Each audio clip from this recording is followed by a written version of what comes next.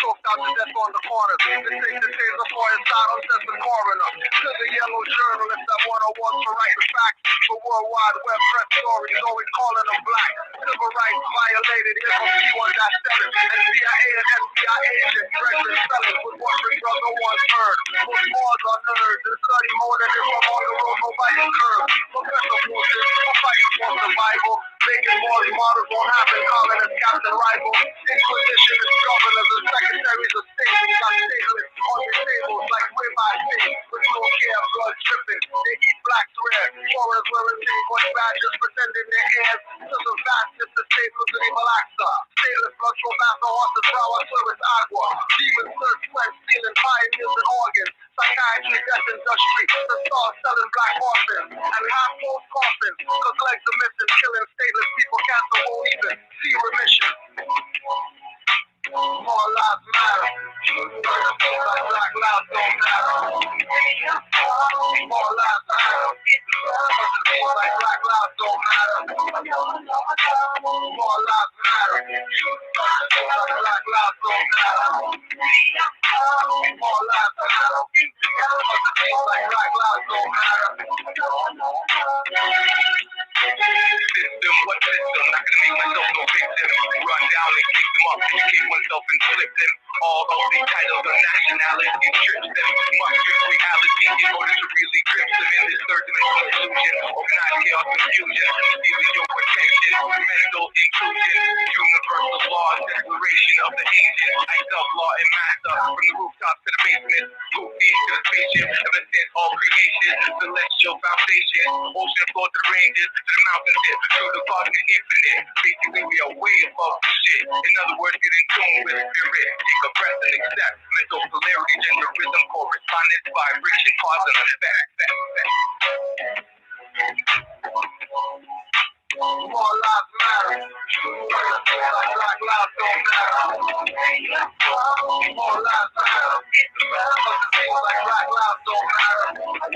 More lives matter. Like black lives don't matter. More lives matter. Like black lives don't matter.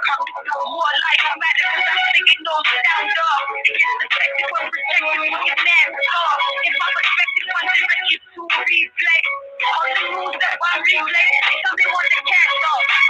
On to the next one. No for them I'm burning down. And use them a cat cross. Y'all believe a puppy that. Y'all believe a car ball. Trey ball. Michael Brown. That for us is bad. The afterlife. Visited the class brawl.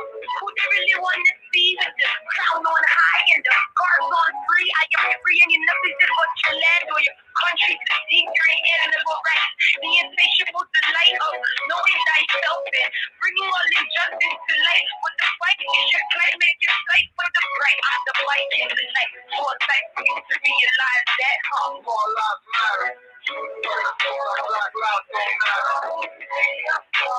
More lives matter. Like black lives don't matter.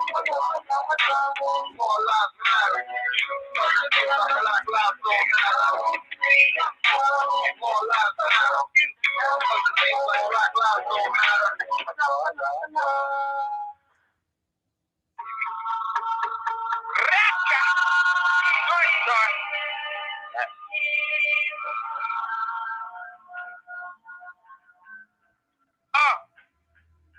Read off the pay every day. Uplift the scene cause we all pay. We enforce the law and we all pay. Our fathers from before into today. Reading my Quran and my Torah. Universal laws in more ways. Read 4 chapters, receive it 4 ways. Great divine love rules on first. Before I circle blocks, man, I circle seconds first. You bust the image, but your rhymes hurt. Declare 13 disrespected earth. Love, but it's all in God's plan. Today's mathematics don't judge a man. Unity of life, embodiment of truth. I'm responsible for every deed because I seen the proof. No, but true. You have to draw it out for you. Cause nationality is not a color I can use. Jerry Screw, standing on my square, even without shoes. On the highest authority, spirit of blue. Market coffee, whirlwind times 2. The world's in the wind when the trumpet blew.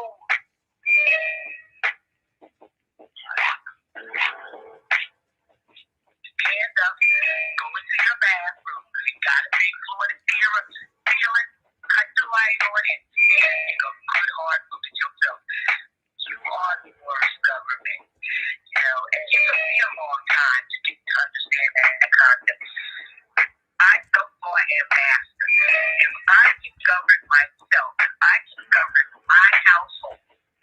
That's what I should be doing. Why should I walk out of my door and then leave everything that I know about myself in the house to go out and adopt something that I have no knowledge of?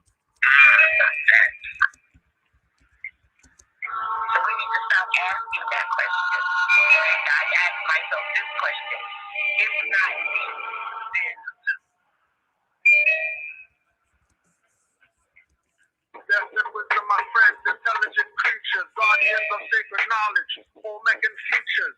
Secrets of the afterlife manifest the present day. Dirty mortals and scoundrels lose their heads in a pleasant way. Deceit and deception, negative past thoughts. Keep the awareness on point. Spirit messages never off. Inner realization. Encounter the higher self. Explain existence. Explain my consistence. Without a foe, you never know, so fast, most resistant. Divinity, my twin flame, Sachik and mistress. Metaphysics, Kabbalistic, Kabarak mystic. Patriarch, statistic. Make my thoughts sadistic. So indigenous, call me Americanistic. Invoking the ancestors. Saracen cryptic. Suns on rotation. Flows ecliptic. Shatter all illusions. Reveal the realistic. Sitting in the dark, holding the light marvelous. Recognize the artifice. Skin so carbonous, hair so antenna. I feel them from Vienna, myriad of virtues, lessons, and reptilian henna. Enlightenment seekers won't find it in mainstream. Focus as a laser, stay balanced like a beam. Not even a gymnast. Whenever I flip this, as above, so below, get out when within this. Don't think I'm a slave cause I speak in English. True, I'll leave the water, watch your flame get extinguished. Living in your higher, lower self is relinquished. Reputation of master teachers, call it distinguished.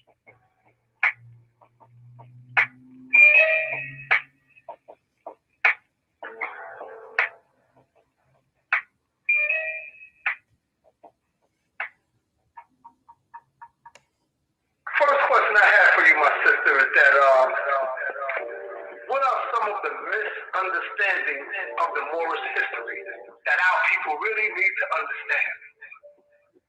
Wow, that's bad. It's just so bad. Right. The main thing is people don't know anything about their nationality or birthright. Or that they are Moor. What is a Moor? You know, that would be the first thing. It's like, what is a Moor? What is, you know, like, don't say all this stuff about more. I mean, it's the manifestation of the being into the flesh, the being who travels upon the waters of the earth, but first beginning in the waters of the mother's womb. When you look up the word more, it just doesn't mean a noun.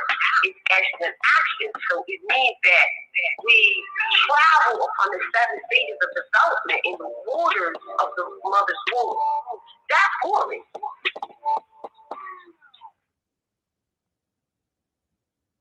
Look, if you want to read it deep, read it Canaanland Gold, the Moors in Spain, written in 1887, or Alejandro Mataziza. Read his books in Spanish, The Moors in Spain, and said that even the black was introduced by those Africans. You know goddamn motion picture. They got me for the artifact. To my heart collapse. I be running through the scene like I'm on a lap. The way we left them on the scene, put us on the map. So I be all up on the scene, looking hard for artists, all the Moorish artifacts, like I'm Artemis. See, I be running through the scene like I'm on a mission. The way they left about the scene made it hard to miss us. See, I be all up on the scene, looking for my shit like red flash, red dash, be assassin. Just hold my fist high like I'm Selassie. Just to call your men die, we everlasting. In the cold like Northgate when Alaska. Killing the pastor, attic in the town, my mind like it's a disaster. Athletes in the bastards. If you don't represent the 13 bloodline, more by bloodline, welcome to the front line. Any hour of mine, I'm going fixing, I'm cutting up in the lunch line. I call it crunch time. They trying to fund some, but I ain't over time. I'm over Charlie, I'm working overtime. Hidden treaty, 1787 times 711, higher than 7 heaven. Study, no guessing. Better stomach than lesson. Who be trapping the house? I'm home alone like Kevin. So selling. I'm here to make my case, good law and record. I never taught a fly, no heads, necklace. I keep a peppermint on the top for the justice. Working 7 days a year, looking for the on the board, shot of back, like I'm on the miss. See, I be running through the scene like I'm on a mission. The way they left about the scene made them on the mission. See, I be all up on the scene looking for my delight. Doctrine of the trouble reform of Korea Balaka. Always challenge jurisdiction of your captors. Stand on your square. No apron of protraction who manifest tension. So I'm not Cleopatra. Mine is man mantra. So that's our mantra. Get out the lower stuff and vibrate your chakras. Walking on the higher road. I stand for my levels of Allah. If I got protected more with the sevens up. Walk on the halos, celestial pharaohs. Expose those Socrates and Plato's. They shot down my cherry tree and still couldn't bury me. In their secret logic, they pretend to be me. Indiana Jones, national treasure, angels and demons, and one world agenda. Razor blade smiles, alien, reptilian, running from the government with more civilians, invisible wars. Police state as prison, uplifting falling from the immense of prison. 5-point sword drawn, protecting wormholes. To the hand of facts of third coast. So the boy shot a back, like I'm on the miss. See, I be running through the scene like I'm on the mission. The way they left about the scene made it hard to miss them. See, I be all up on the scene looking for my delight. But remember, when it became a time in 1706, Africans ruled Spain from 711 to calling ourselves Moors, S-T-U-E-R-S-M-M-O-O-R-S. From 711 to 1485.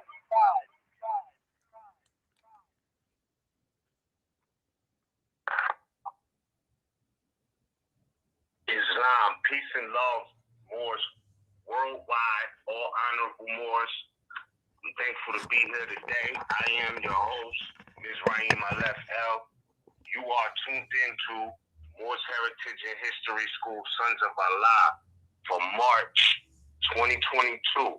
I am not alone. I'm here with my brethren, the noble Cujo Adbo L. Peace, Moor. Peace, Moor. Islam. Islam. Indeed. So once again. We here back again. Once again. For another session. Indeed. So we're here for March 17th, 2022, and so-called St. Patrick's Day. I just want to take a moment to make sure we are present, as far as the time, so-called time. We know time is an illusion and everything, but just to be in the moment, I just want to acknowledge a few things.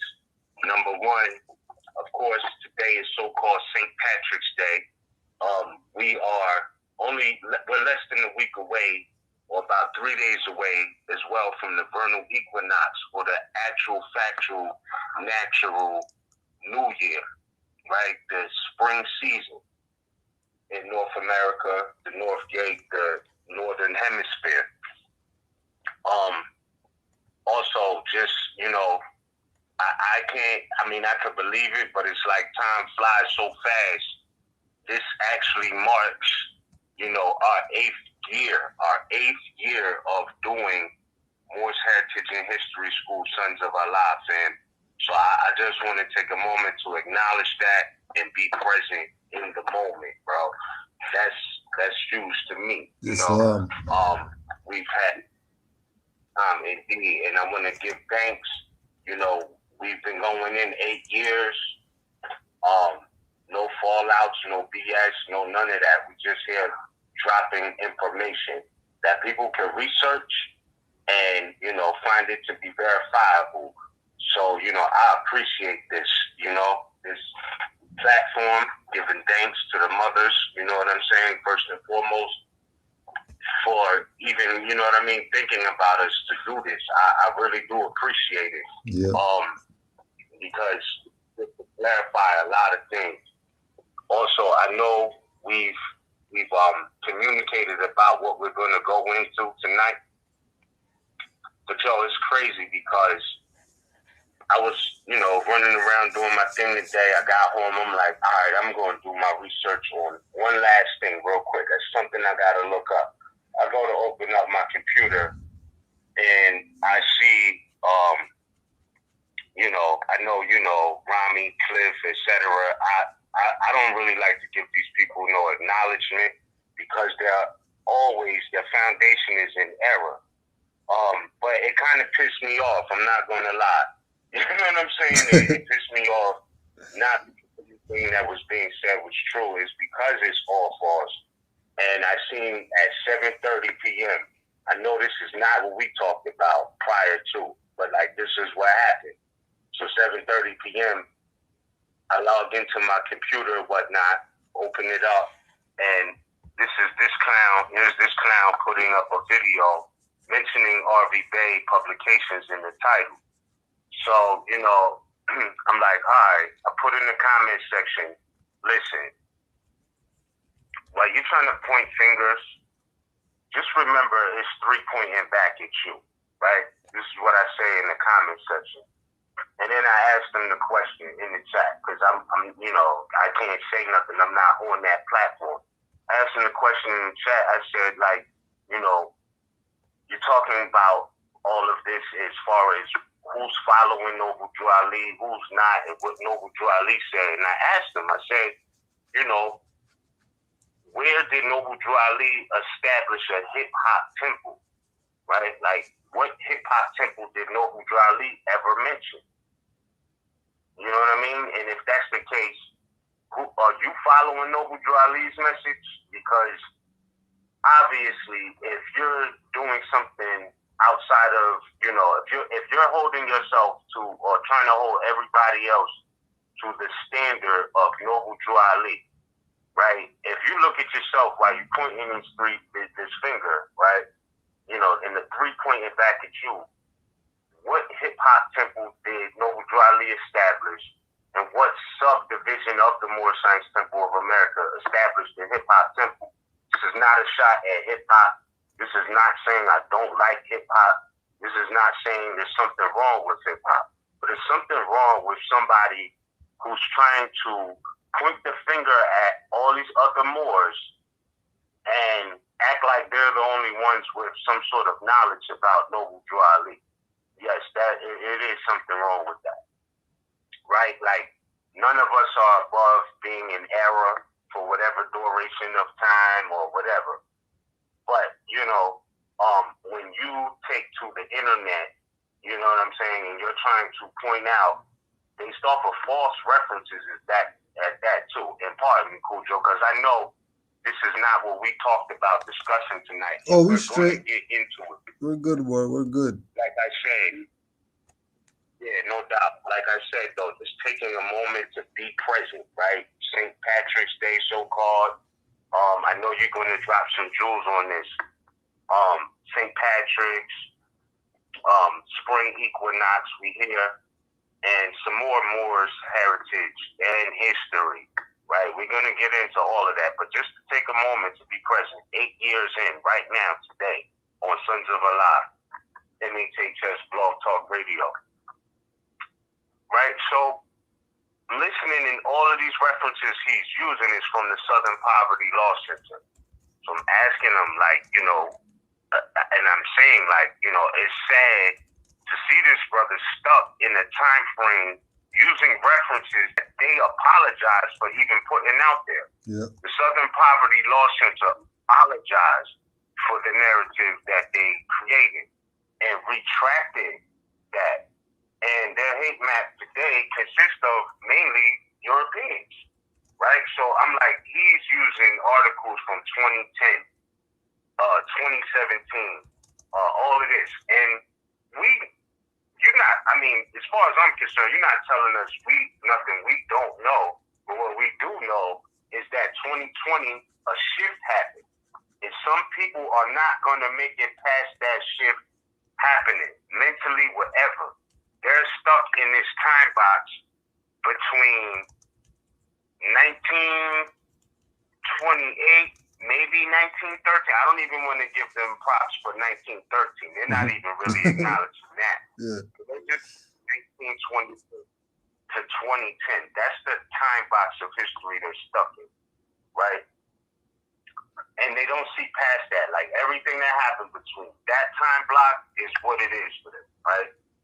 So it's like they don't see that, okay, yeah, we know they continued this narrative through most of the 2010s and the teens, etc. But 2020, they literally, you can Google this.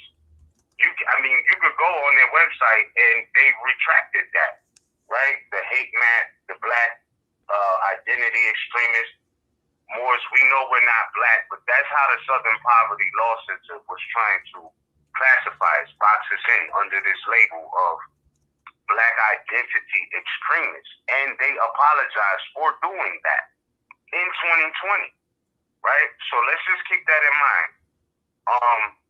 According to the calendar that most people go by today, it being the Gregorian year of 2022, we're talking 2 years ago, they apologized and stopped that practice, right? So here we are 2 years later, and these dudes is in a time warp of 12 years ago, and they're not putting this whole thing in perspective. So it's sad to see, like, you know, some people are stuck in time warps, and it's showing more and more clear that what Noble Drew Ali said was type true. You know, there's only going to be a handful, right? And fingers left over, right? So when I see this, I'm looking at it like, damn, like, I known for majority of my life, we use the word fear as an acronym for false evidence appearing real, right? Looking at this man, and that's exactly what he's doing. I see fear in his eyes. Yeah. You know what I'm saying? I don't know if he creates and is trying to, like, you know, put on a show to separate himself, but in dissing Moors and claiming to be following Noble Drew Ali, why hasn't he corrected himself? Now, this is what got me pissed off. Pardon me. I know we did not plan this because this wasn't planned. It's just how it happened. 7:30, bro. So, I put in the chat, you know what I'm saying? Like, you know, if you're talking about everybody should be following the standards of Noble Drew Ali, what is up with this hip hop temple? It's not that we don't love hip hop. That's not what Noble Drew Ali brought either. So he goes on to start his class and shout me out. Oh, shout out everybody in the chat. I see some people in the chat with some interesting comments or questions. And then he says, shout out. Then he mentions Mantis Views 29. Word is mine. This is what really got me pissed off. He said, yeah, he started roll calling these people in the chat. And he says, yeah, Mantis Views 29 with a good question in the chat. And I said, yo, don't shout me out. Answer the question. You know what I'm saying? I don't want your shout out. So if anybody see a clip of him mentioning me or Mantis Views 29 in the chat, I am not in solidarity with this brother. You know what I'm saying? I was not in support of his class. I was asking the question based off of the fact that he put my peoples in the title of his video. And he just glanced over the question and acknowledged the fact that I asked a good question, but he did not answer it. So he rambled on for some time, and then the universe just hit him with we shutting it down, right? Glitched on him. You know what I'm saying? He didn't get to finish it. Before he said anything, he never got to answer, but he couldn't answer my question. He shouted me out. I did not want his shout out, and I said that in the chat. Yeah. So I just want to make sure that that's very clear. You know what I'm saying? Like, I don't rock with him. I apologize, and I told you before too. You know, I didn't like the fact that y'all fell out. You know, it is what it is. I understand. You know what I mean? But damn, you know, these dudes are ridiculous, bro. You know what I'm saying? So yeah, I just wanted to say that. That was the part that pissed me off. Is he went through a roll call. Oh yeah, man. He started naming people in the chat, and then said Mantis Views 29 without answering my question. Yeah. You know, and I don't care if he ever answers, but I don't never want it to come across like I'm in some sort of solidarity. That's your boy. at this point in time. That's your You boy. know what I'm saying? Nah. Yeah, my boy, bro. Yep. Nah. Yep. And it's the other things I could put together. I'm going to save that for the private side, but I see what's going on. You know what I'm saying? Straight. I see what's going on, bro. I'm going to talk to you about that. But listen, I had to say that so that we stay in the present. You know what I'm saying? You already know, I man. acknowledge the fact that it's They never answered the question. He's using his old links from Southern Poverty Law Center, which they apologized for themselves and retracted and stopped that practice. So if somebody says, look, we're no longer going to be doing this, how are you then 2 years later trying to hold the old practice that they denounced against them? Yeah, we know it was foul that they did that. He's acting like it's valid that they did that. Yeah. I'm like, okay, y'all here to push a narrative that's not real. That's what we're doing now? So, okay. That's what we're doing, not we. And this is why I say, yeah, I'm a Moor. We're all Moors and everything, but we are definitely not the same. Yeah, I've had to accept that we are not the same. Yeah. Even with the same nationality. You know what I'm saying? Our principles, our character, I'm not saying that anybody on this planet Earth has lived a life error-free, because that wouldn't be life. You know what I'm saying? If you never bumped your head and learned some lessons and all of that, you know what I mean? Yeah. But one of the earliest from youth, stop trying to be a tattletale. When you point a finger, there's three pointing at you. You know what I'm saying? In other translations, stop being a snitch or a dry snitch, because what you're doing and the references you are using are not even valid. So you look stupid. Even the people's references that you're using have denounced those as valid. So come on, man. They said that this is invalid and they apologized for the practice. You know what I mean? So I just wanted to say that to be present in the moment was not a part of anything I planned on speaking about or that we planned on speaking about. But I had to acknowledge it because it's 9:30 now, but this just happened at 7:30. I noticed this. So I'm just saying more, acknowledge that and be in the moment. Pardon me on that. So back to the present moment, right? St. Patrick's Day. I know we was going to mention something about you had some jewels on Tag Day and whatnot. Yeah. And we had an article, a short clip from an article from 1906. Do you have that available to put on the screen, or do you want to say anything before we get into that? Or how you want to do that? Or could you email the article to me? The little clip, the same clip one you're talking about. Huh? The same clip one you're talking about. Okay. Yeah, I already Gmailed that to you. All right, cool. All right, yeah, we could put that up. All right, that's what's up. Yeah, we could put that up. But with regard to the hold on, let me just check the thing. Let me make sure I got it. Yeah, go ahead, Moore. I'm listening. I'm here. No, but if the other one on the Moorish Empire, I tried to send that. I understand what's going on with that. I could read that one, but to show and prove, if we're going to show and prove that short clip one, we could put that up and let the people see for themselves. The other one is a little long because it's from olden times and it's like on long newspaper. And it's no way to like screenshot it without the words being blurred. But I could read it though, if y'all want to follow along. Right.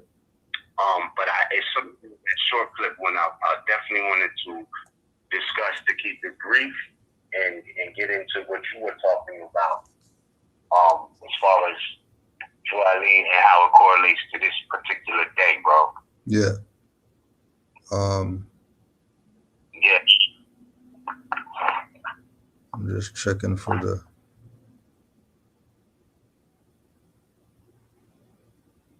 All right, yeah, I'm about to send because I didn't see it in the thing in the email.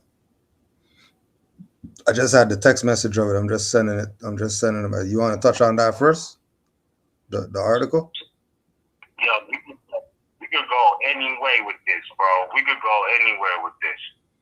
All right. Well, let me just put. Let me put this let me put this out. Put this out first before we start on that. All right, bet. Let's do it. Yeah, I was speaking with a brother, or a brother sent me a message earlier today. A brother sent me a message on Instagram that he was at his work today, and while he was at his work, he looked outside and saw fezzes all over. Jews wearing fezzes. So March 16th to 17th is this Jewish holiday called Purim. Jewish holiday called Purim. When we go check what these guys are on, they're parading around with the fezzes up. The individuals who are on the phone won't get to see this, but you could just look it up and it'll come up. Purim, Purim.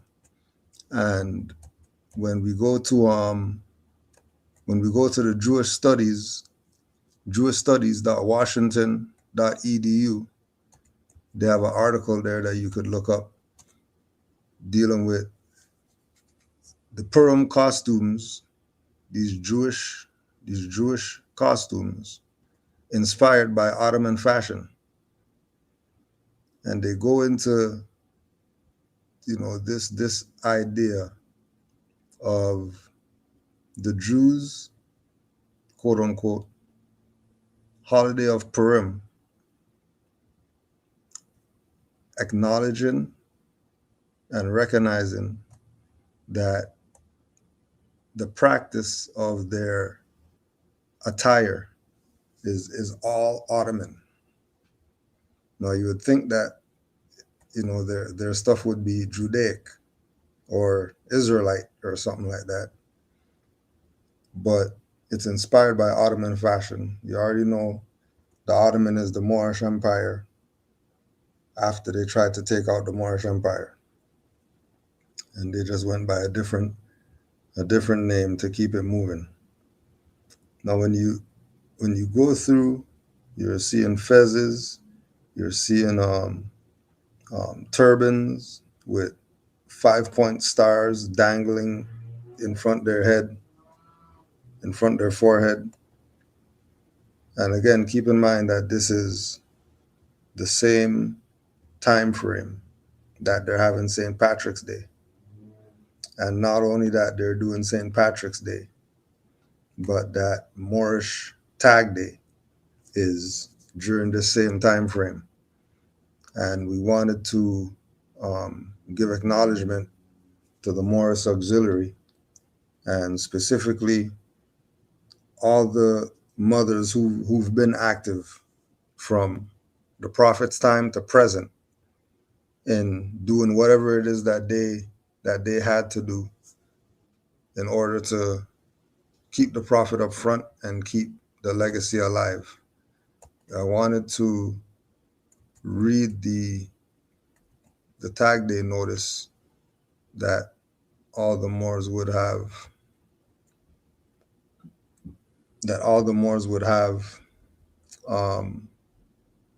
so that they know, that it's approaching, and to get themselves prepared for that.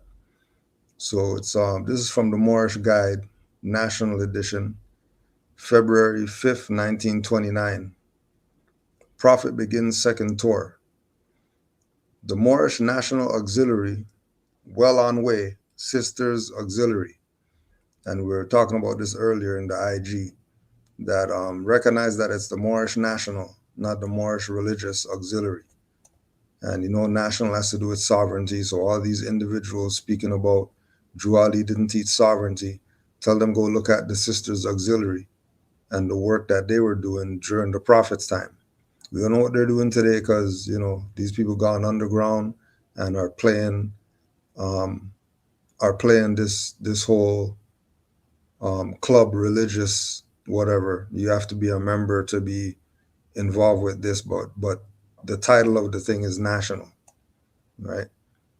So keep in mind this is the Moorish National Sisters Auxiliary, organized December 17, 1928, with a small membership of 10 members.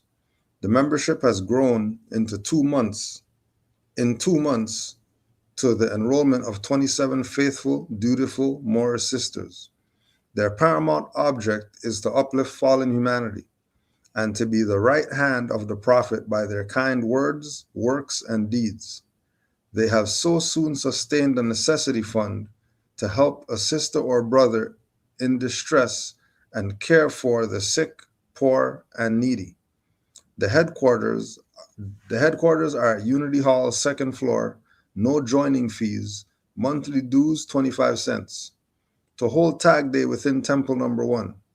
The first National Tag Day will be celebrated by Temple Number 1 of Chicago from March 17th to the 29th. The tags will be sold within the temples prior to and after each meeting held between the above dates. The normal price will be 10 cents. All subordinate temples will receive a sample tag so that the idea may be passed along to them for their consideration. The tag will be held under the auspices of the Moorish National Sisters Auxiliary. There will be a week of sacrifice. This will be celebrated a week before the return of the Prophet from his tour around the temples.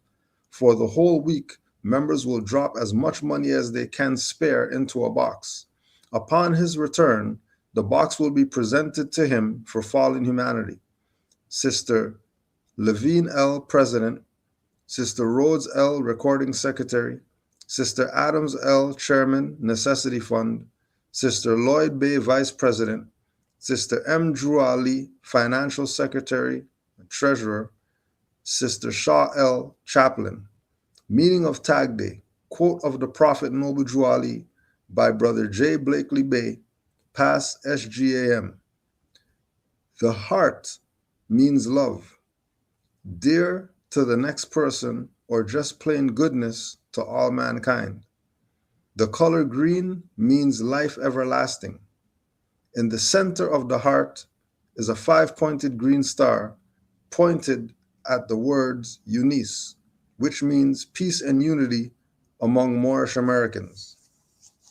So we wanted to, on our infinite revolution, on our 8th revolution, our 8th cycle around the sun, we want to continue to support and continue to encourage all the mothers and the women out there, the Moorish women who have taken the place as being, right, who has taken the place as being next to the Prophet, right, and making sure that his legacy and the work that he's established for us to do carries on. They made mention in the flyer about the Unice pins. So you can go to khalifamedia.com to get your Unice pins. We also want to acknowledge and command, order, demand that on top of the Unice pins, that you also find any other Moorish women that are doing any type of work for the liberation of the nation, that you put your support behind them too. And remember, we're going from March 17th to the 29th. So we can look at this as the Moorish National Tag Day / fundraiser. But we're looking at acknowledging the work of the mothers. So any mothers who you know out there that are doing work, that have been doing work, make sure that you show support. March 17th to the 29th. And also, again, remember that we're looking at our Equinox coming up, which is going to be our new year and all that. So there should be joy in the air at this time for Mars. Weather's getting warmer and all that stuff, getting back into our element for the people who are in the colder climates. Now, another reference point with regard to the Tag Day and the St. Patrick's Day was Peter Lamborn Wilson's book, Sacred Drift. And this is what he says in Sacred Drift. Moorish science, however, propagates a more colorful and less suitable image of the Moorish Empire. The empire once included most of Europe as well as Asia. Ireland was one of its last strongholds. The legend of St. Patrick and the snakes is said to be a mask for the real story, the expulsion of the Moors from Ireland. In 1929, in Chicago, St. Patrick's Day, March 17th, was celebrated as Moorish Tag Day. Tags were sold to raise funds for charity. In later days, some of the Moors celebrated this day in remembrance of the Moors who were driven out of Ireland. So Moors took it on themselves, and I'm pretty sure it goes back to the same theme that I think Hemet was talking about. Hemet or Taj or somebody was talking about seeing our people painting themselves green and stuff like that, putting on leprechaun hats, playing around on St. Patrick's Day, as if that's their stuff, right? When seeing that and knowing that's where our people are gonna go, Moors taking it on themselves to reverse the energy of St. Patrick's Day and make it a day of honor. Make it a day of recognizing these Moors, these snakes that St. Patrick removed. Now, one of the interesting things about the St. Patrick story, too, is when you go to the Encyclopedia of Kidnappings, they have a section in there talking about pirate kidnappings. And this is very interesting. Other famous victims of pirate abduction through the centuries were the future St. Patrick, captured by Irish buccaneers in AD 405 and held for 6 years. On the island, he would later convert to Christianity and get his whole, mission to get the snakes out and all that stuff, because it was the Irish buccaneers. The Irish buccaneers. Now, they're talking about the Irish pirates. You already know that they're not talking about some Europeans. You already know once they start talking about pirates, they're talking about the Tripoli, Tunis, Algiers, Albania, Berber, Barbary, corsairs / powers. You know they're talking about them. So know that it's a vendetta. All this parading around that people are doing, partying or whatever, and honoring St. Patrick.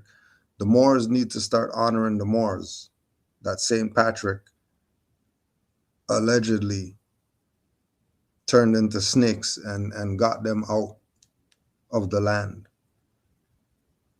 So we just wanted to make that correlation so that you can see that Juali was really covering all the bases, right? We had our own Christmas, no Juali's birthday.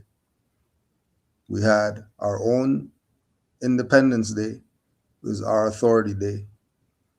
We had our own Honor the Moors Day. We had our Honor the Women Day.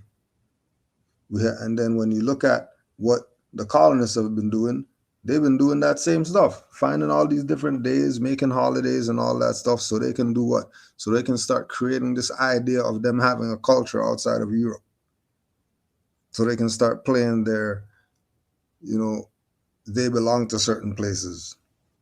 They're really the Americans, and the real Americans are, now misclassified as Negro, black, colored. And because, we got the new 18th edition dictionary, what American meant back then doesn't mean what it means now. And what Moor meant back then doesn't mean what it means now.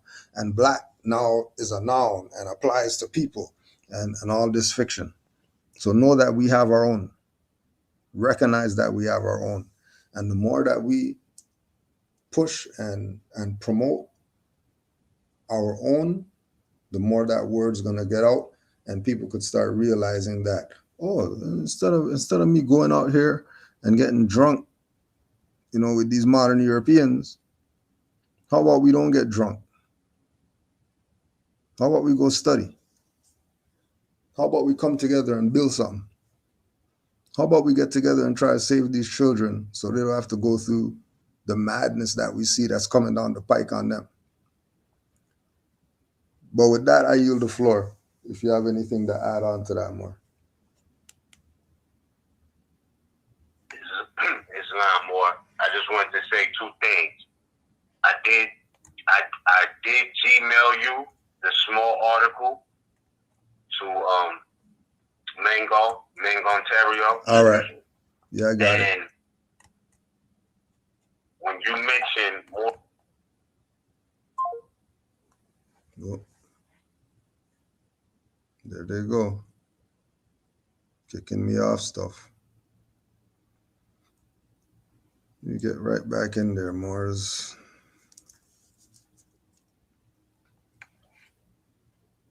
Blog Talk Radio. Welcome to Blog Talk Radio. Please hold and you will be able to listen to the show. On it, like it's a high, what people would call a high hat. You are now in the host whatever. queue. It's not, but it has the brim on it. It's still kind of like the pilgrim hat with the buckle. You know what I'm saying? It's a mockery of the Fez on his own merit. You know what I mean? And all he wanted was me gold. But I don't, I got to go back and watch Leprechaun in the Hood again. That's just what came to my mind. I'm not trying to be funny about it, but that's real talk. When you said that, that's what hit me. I was like, damn, I ain't even think about it like that. When you was mentioning them wearing leprechaun hats and the leprechaun movies and all of that. Yeah. Like, what was on his head was a mockery of the Fez or a derivation thereof. Mm-hmm. That's the first thing. But definitely, I know it goes in Ancient and Modern Britons Volume 1. You gotta pardon me. I don't have the exact page number right in front of me. But if there is any way you could pull that small clip up to get, I definitely want to get into some Moorish history. Oh yeah, let me get that up. And I'll read the article about the Moorish Empire. I feel like this is definitely something worth noting. However, I also feel like that small clip article is something worth noting too. But whichever is better, I could start with this Moorish Empire article. It's a little long, so I could start here and we could follow up with the small one, or we could start with the small one and follow up with the Moorish Empire. Yeah, you got the small one up. The way you want to do it more, I'm with it. I got my glasses and everything. I'm throwing it up on the page. You got whatever it. you want to do. I might take a minute to get that prepared, so I'll just start with this. I was studying some things, and it led me to the New York Times. Oh, man. Oh, all right, there. I see it on the screen. Let's go, more. I appreciate that. All right, so this is for the viewers, because for those who are listening to audio, you're going to hear what we're saying anyway, but for the viewers, Like, we're gonna actually like show and prove, right? This is an article. That article that is up on the screen now is from May 22nd, 1906. This was published by the New York Times in 1906, right?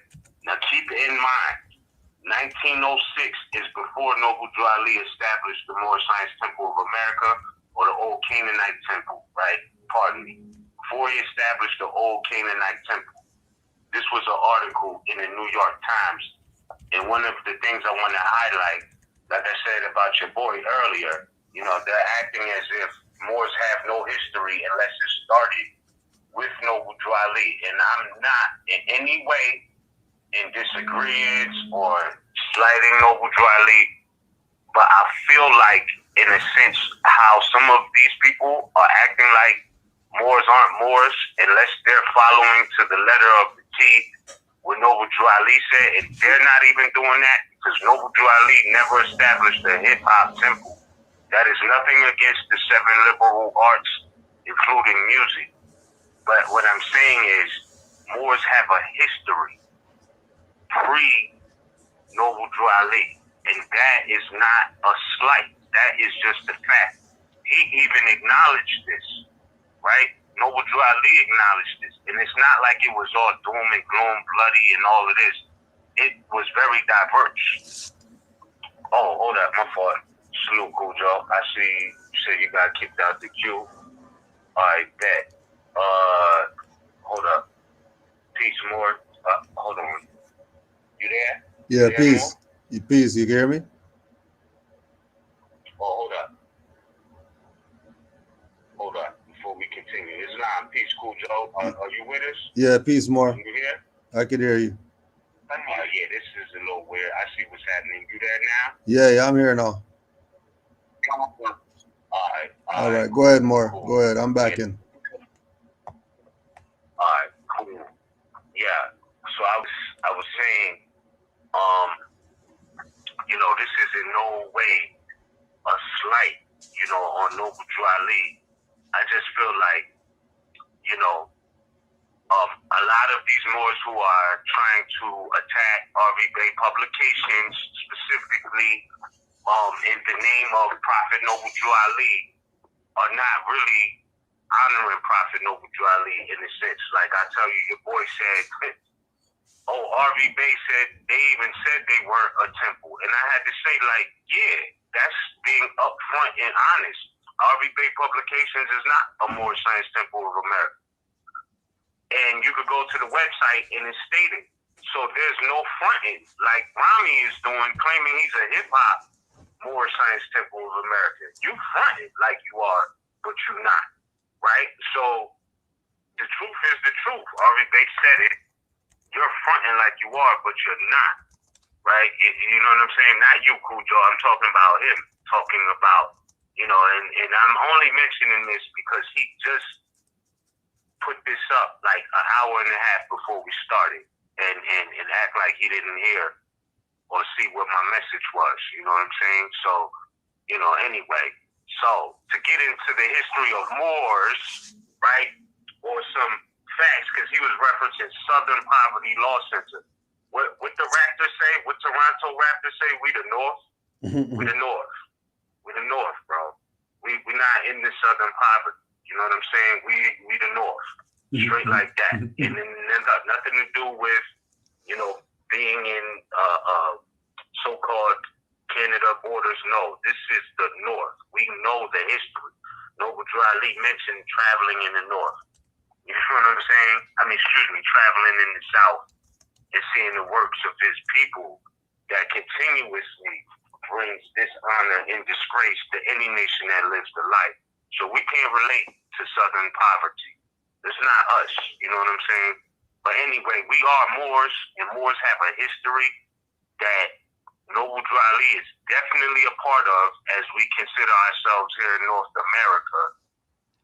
But there's a history that predates him, and he acknowledged it himself, you know, with his message to America. This message to America was not to, you know, members of the Moorish Science Temple of America, members of the Hip Hop Temple or any of that. This was a message to America. This message was not to the United States of America. His message was to America.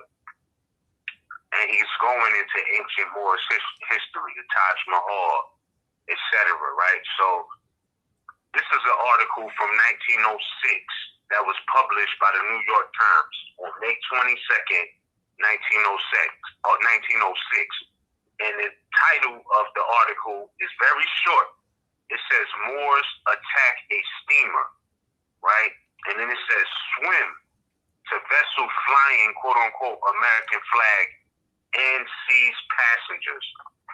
Melilla, Morocco, May 21st, the steamer Manalita, the steamer, because everybody knows ships, you know what I'm saying, they have appellations or names or whatever. So this steamer or this ship, appellation or name, was Manalita, and it was bound from Tution, Morocco, for this port and flying the so-called American flag. We know that's the Star-Spangled Banner. Now, remind you, this is in the news 1906, and the treaty was in place since the 1780s, right? So this is what's happening, right? So he says, it has been attacked by Moors, M-O-O-R-S, not Moorish Americans, not Moorish Science Temple of America members. Let's just be clear.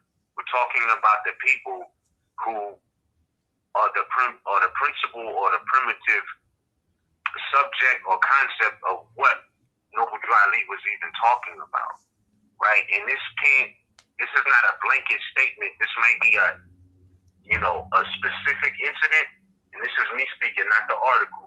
It might be a specific incident, but I just want to say that, these types of conflicts are not new. It didn't start with when the Europeans decided to call more sovereign citizens, or when Noble Drew Ali established the old Canaanite temple, or when he incorporated, or went to the Moorish Science Temple of America. Like, Moors have a history that predates that. And let's not lose that fact. That's a matter of fact when we speak about Moors in general, in history, in the historical context. So it says, I'm going to bring that back to the beginning. Melilla, Morocco, May 21st. The steamer Manalita, bound from Tetuan, Morocco, for this port and flying the quote-unquote American flag, has been attacked by Moors who took away some of her passengers.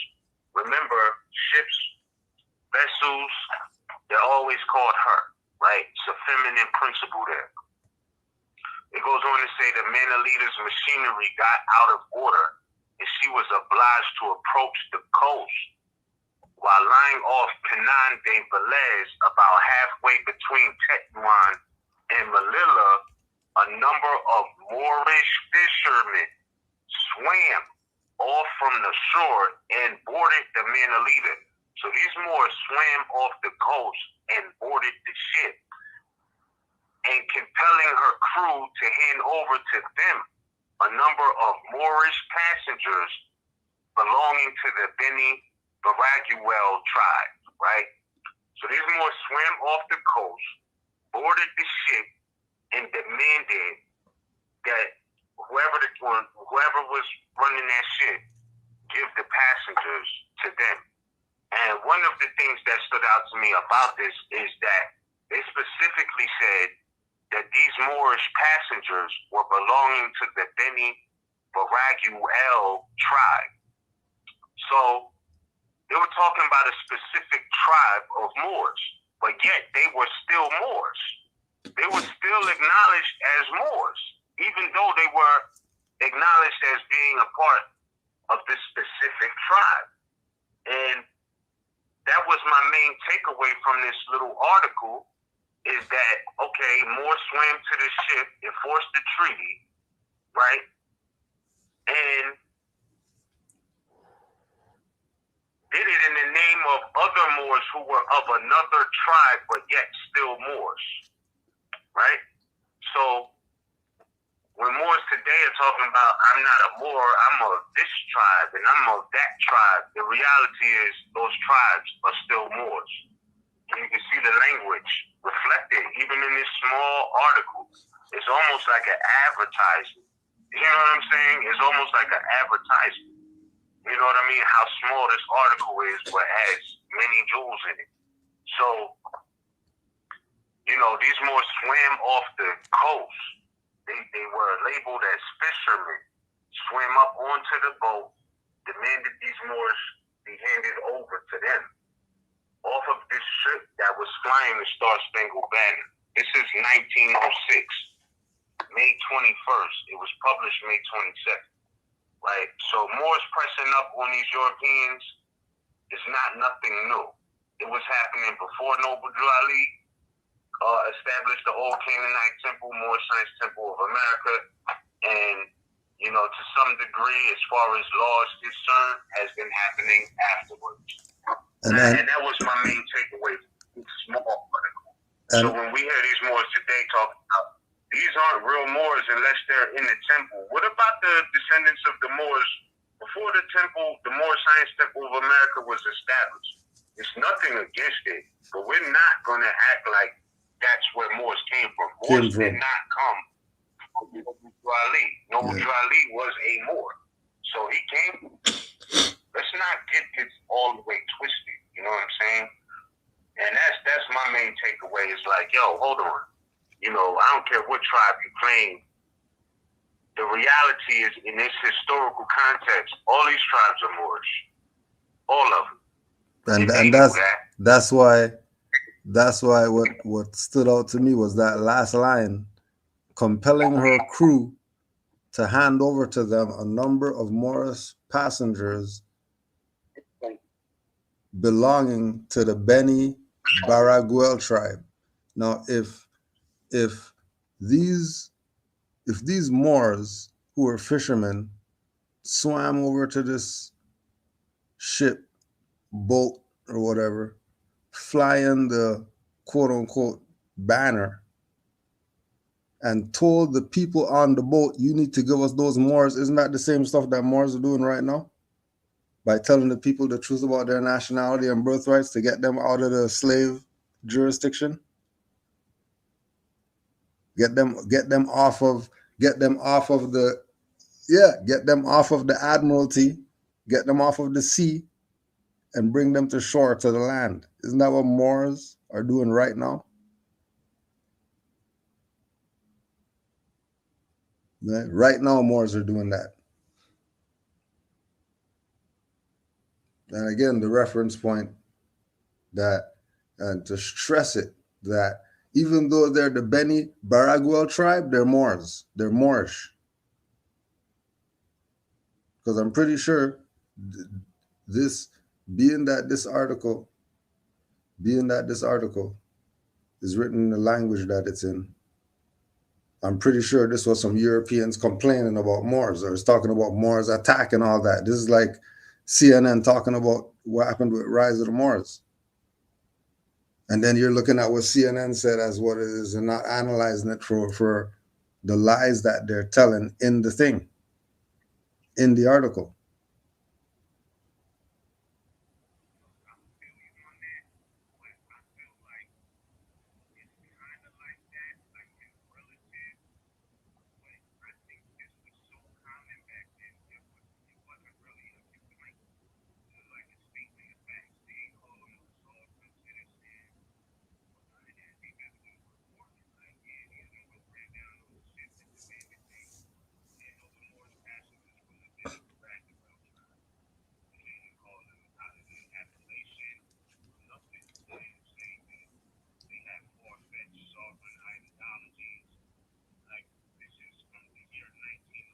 Right.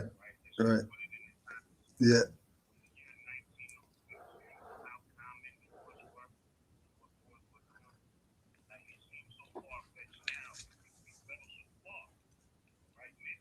Yeah.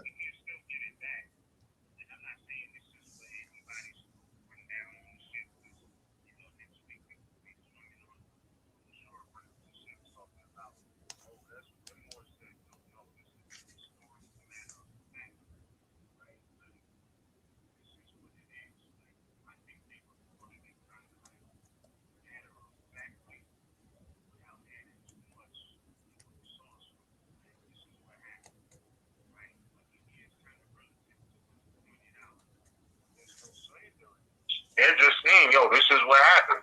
Oh yeah, them Moors swam to the ship and got their passengers back. You know, today they act like, you know, this is something foreign, but it's really like, you know what I mean? Like, that's what didn't happen. Like 1906, May 21st, published May 22nd, right? Now they do say Moors attack a steamer, and I think that may be a little misleading because it sounds like they just went to the ship and demanded the passengers back, right, as the treaty stipulates. Yeah. Right? Yeah. That's what it's like to me. Yeah. You really know the treaty speaks of friendship, and you know how it relates to ships and vessels. It sounds like all they did was swim to the boat, got on the boat, and demanded those Moors be turned over, right, as the treaty stipulates. So, you know, no big deal. That's just what the treaty stipulates. That's what happened. Mm. You know what I'm saying? Yeah. But it is kind of like more of that, you know,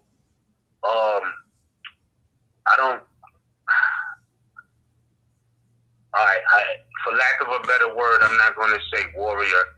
I'm going to say this is more of that courageous spirit, that upright, independent spirit Noble Drew Ali was talking about when he said Moors are men upright, independent, and fearless. These Moors were fishermen, according to them. They didn't say these were sovereign citizens. These were fishermen who swam off from the shore and boarded the Manalita ship, compelling her crew to hand over to them a number of Moorish passengers, not Moorish subjects, Moorish passengers belonging to the Beni Baragu El tribe. End of story. You know what I'm saying? Like, there's no extra spin on it. Yeah. There's no sauce. If you could read between the lines, it is what it is. Yeah. You know what I'm saying? Like, it's what it is. That's what they were supposed to do. Now, mind you, in 1906, keep in mind, the treaty was already it's in made. force now, yeah. And the thing that they went down on was praying the Star-Spangled Banner. So they already knew what the law was. Yeah. They already... Now, this is the other thing, too, I was thinking about, that the idea of them just being fishermen, right? Them just being fishermen, deciding to say they're going to go out and get these Moors back. Right? The fact that they're fishermen shows that these Europeans were doing this regular. This is not just some one-time occurrence. Like, this is a thing that Europeans did. They did it so much that even the fishermen were getting in on it. To say we're not going to sit back and let you violate the treaty.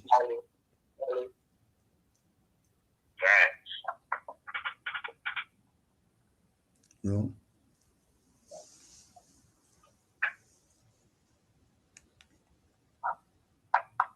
Facts, bro. So, you know what I mean? Like, that kind of speaks volumes for itself. It was almost like they reported it like the weather is 75 degrees today. Yeah. You know what I'm saying? Like, oh, really? Yeah. Oh, okay, yeah. Oh, they enforced the treaty. Yeah, okay. Makes sense. Yeah. Springtime. Makes sense. You know what I'm saying? Like, there was no spin, no sauce, no none of that. Yeah, it was natural. Yeah, it was natural. So, yeah, and this is a New York Times article, right? Remind you, this is the New York Times reported this in 1906. It's a fact. It's in their archives, right? And what I think about is, like, what happened to the journalism? What happened to this? Like, why is it that Moors always got the cooties now in their headlines? Like, you know what I'm saying? Like, what happened? Like, why are we so, you know, whatever? Now, I know we're not, and they're cleaning that aspect up as we're moving forward. They tried it, but, like, this was nothing out of the norm for Moors back then. Yeah. You know what I'm saying? Like, oh yeah, they was enforcing the treaty, basically. makes a lot of sense. You know what I mean? Yeah. It makes a It whole adds lot up. of sense. Yeah, it adds up. Yeah, you know what I'm saying? Yeah, so it's like, you know, I look at that article from back then, 1906, and I look at what they report now, and it's like the journalism sucks. The Southern Poverty Law Center and how they report about Moors sucks, right? They got a different agenda. They're not telling national affairs the way it needs to be told. Maybe it's not their job to, I don't know, but to lie and spin stories and slander and smear, that's not their job either, right? So, you know, when they're using modern references for ancient people, it never really makes sense. It never really makes sense. But that, like you said, the main takeaway for me was the fact that these are fishermen. They was just chilling by the coast. If you live on any coast, East Coast, West Coast, you know what I mean, Gulf Coast, so-called, whatever, you know, if you're really close to there, there's spots where you could go fishing. Imagine seeing a steamer passing and you're just like, oh, yeah, okay, they got our peoples on there. Yeah. Let's go get our peoples back. Right. Now what about this too? What about this? What about the idea that it's really holy covenant why they went and got them off the ship? Because if they're just merely fishermen, how they find out about the treaty? How did they get the news? How did the fishermen get the news of the treaty in 1906? Or is it just their sincerity, seeing their brothers on this ship with this flag on it, that they know that those aren't our people? Why are they on that ship and doing something about it from the sincere perspective, just seeing their brother in adversity, sister in adversity, you know what I mean, and assisting them?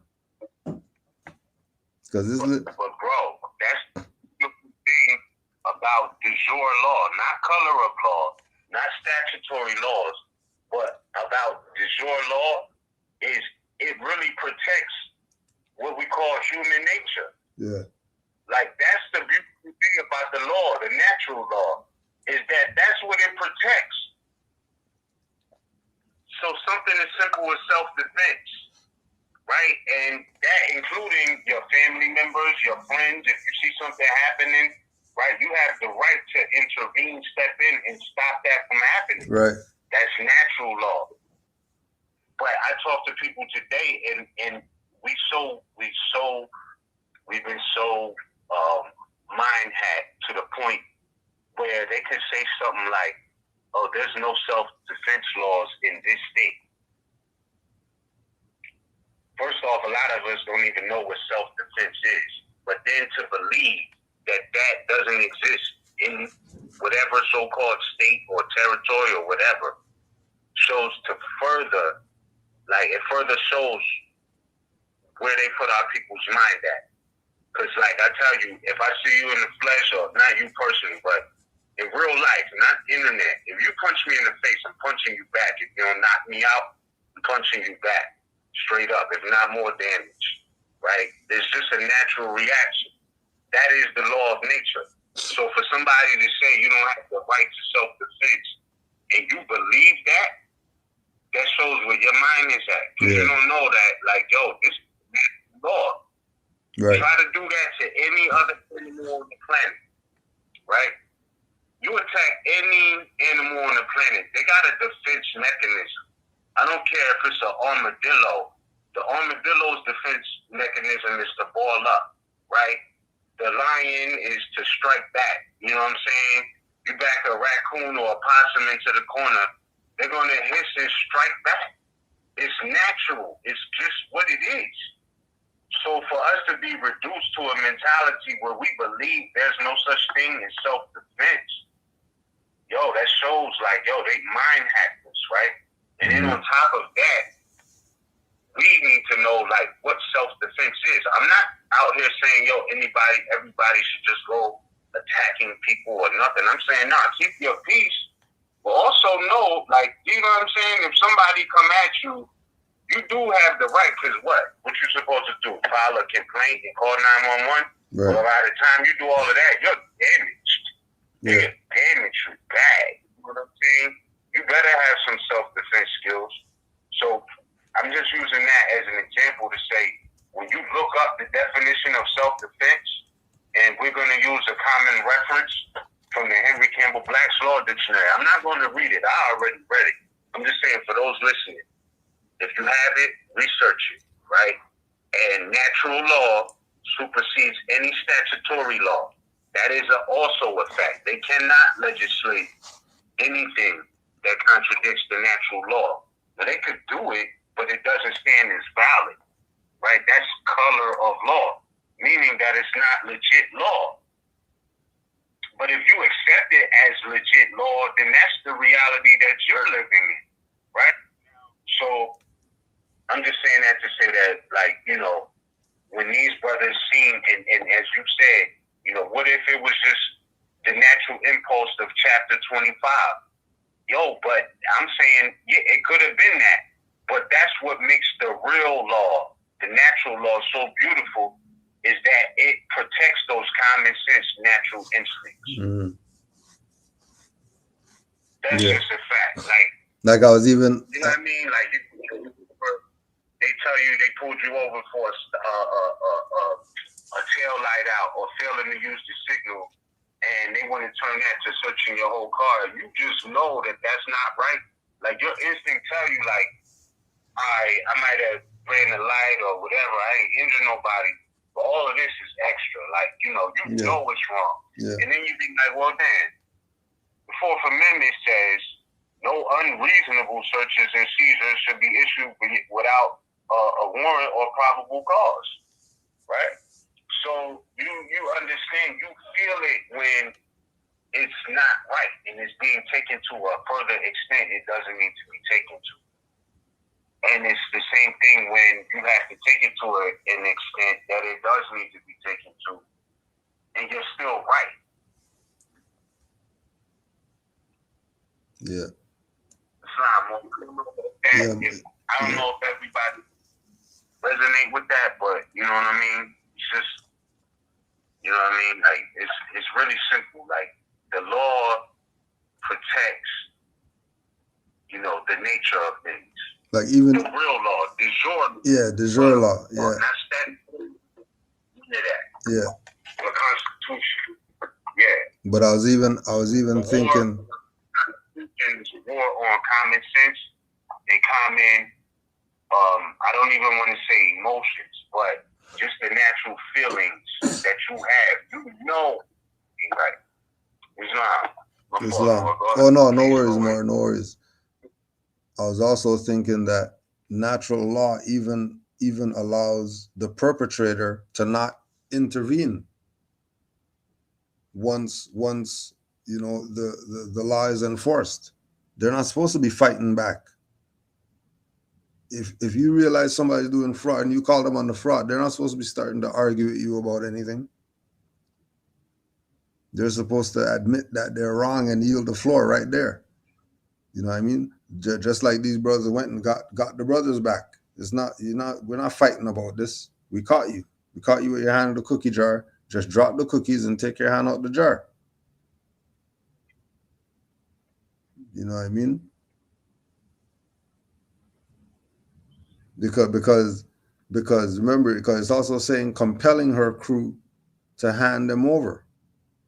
So if they're the handover is happening, it's not an option that they're not going to hand them over. They're compelling them to hand them over.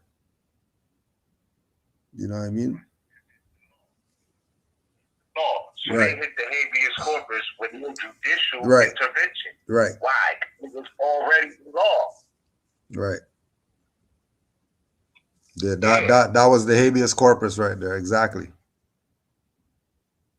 Habeas corpus. That was the already habeas written in corpus law. right We there. don't need to Yep. give them up. Yep. These are Moors or whatever tribe they from. It's still Moors. Give them up. Right here on the ship. And they swam to the ship like this. They didn't come up on boats. They Mm-hmm. swam because the boat was failing, so they had to pull to the coast. Well, they pulled to the right coast because I'm sure the Moors was out there fishing, as they said, fishermen fishing to feed their families. And in the meanwhile, this ship is breaking down with the Star-Spangled Banner on it, with Moors on the ship, and the treaty already in place. Yeah. It's not more. It's not. Yeah.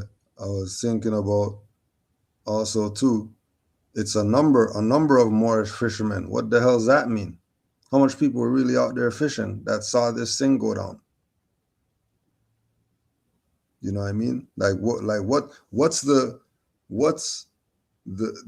individuals who say we're gonna take these people from this tribe and put them on our ship and go somewhere, right?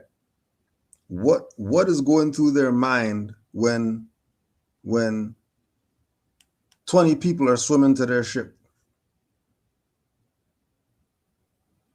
20 people swimming to their ship with you know, their little fishing knife in their mouth as they're swimming, their bow and arrow around their head, under their shoulder. What is their mindset as they're seeing this thing happening? Obviously give it up. Why wouldn't they? What would be the reason for them to go through it? Because they already have the history of what happens when you start playing like, you know, you're not going to go with the orders of the Moors. You used to end up in slavery or something like that. We're not even dealing with you Europeans this time around. We're dealing with give us our brothers and sisters back that you're trying to steal. Just give them back and carry on wherever you're going. Because there's a number of Moorish fishermen. And then how come the fishermen were Moorish? How come they weren't African fishermen? Well, they weren't swarthy fishermen or none of that. Moorish. 1906? 1906. 1906 Moorish. 1906. Come on, yo. 1906. Come on. Before, this is respect. This is not taking anything away from Prophet Noble Drew Ali. But just keep it in mind that this is an article published in the New York Times in 1906.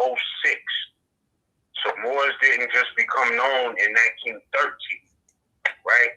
We who know that already.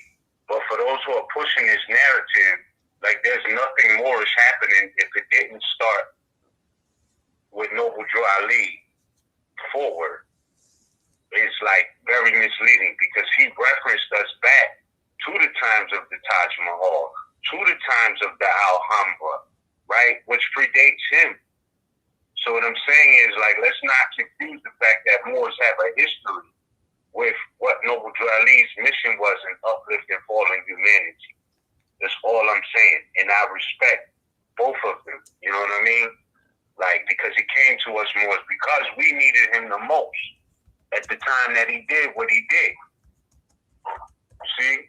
So, yeah. And then again, you know what I mean? Like, people are claiming this and they're really not even following what he's been saying. Talking about they're a hip-hop temple. Noble Drew Ali didn't bring that either. You see? So, let's keep the main thing.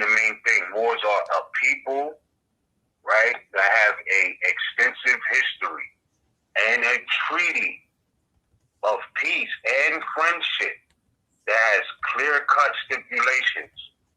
That it is not a new thing. It wasn't something that, you know, RV Bay Publications made up as a fantastic fantasy type of idea. No, there's a real history that is documented, researchable. Again, this is an article out of the New York Times, published May 22nd in the year 1906 AD or Gregorian calendar, whatever time point you need to go do your research, right? And this is just one of many.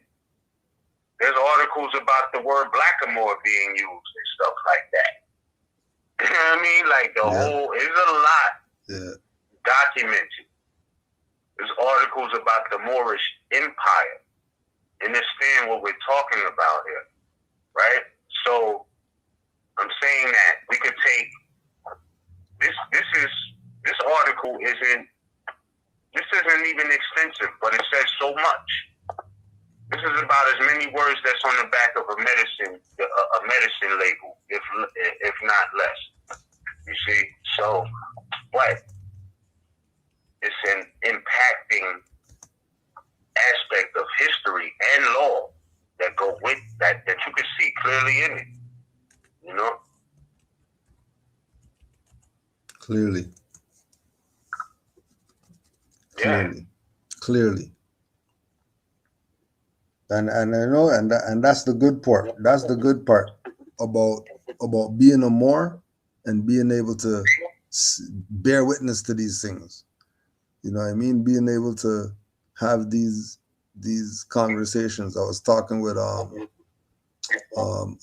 sister earlier, and we were talking about how it's just good to be able to relate to people who are on your mindset. You know what I mean?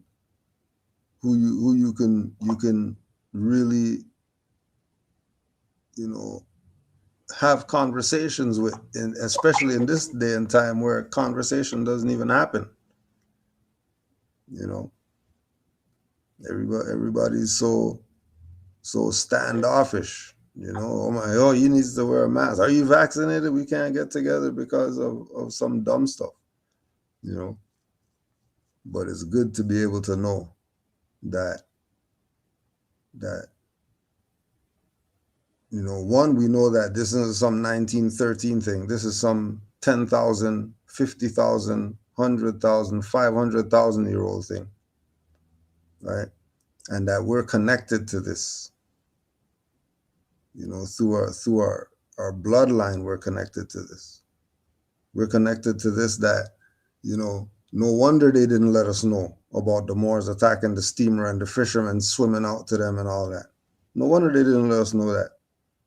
You know what that would mean to a people to realize that they rep each other like that and it's documented? You know, there's no checking to see who are you, whatever. Who's your grand sheik or whatever like that before we could deal with you.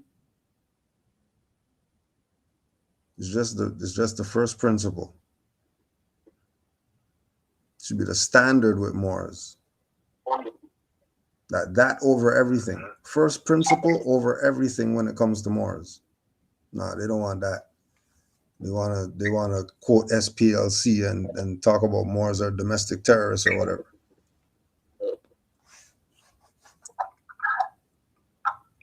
Right. Yeah. Like it was some punks that's supposed to have been passive church mouses their whole existence. Like Moors wasn't getting it in before Noble Drew Ali.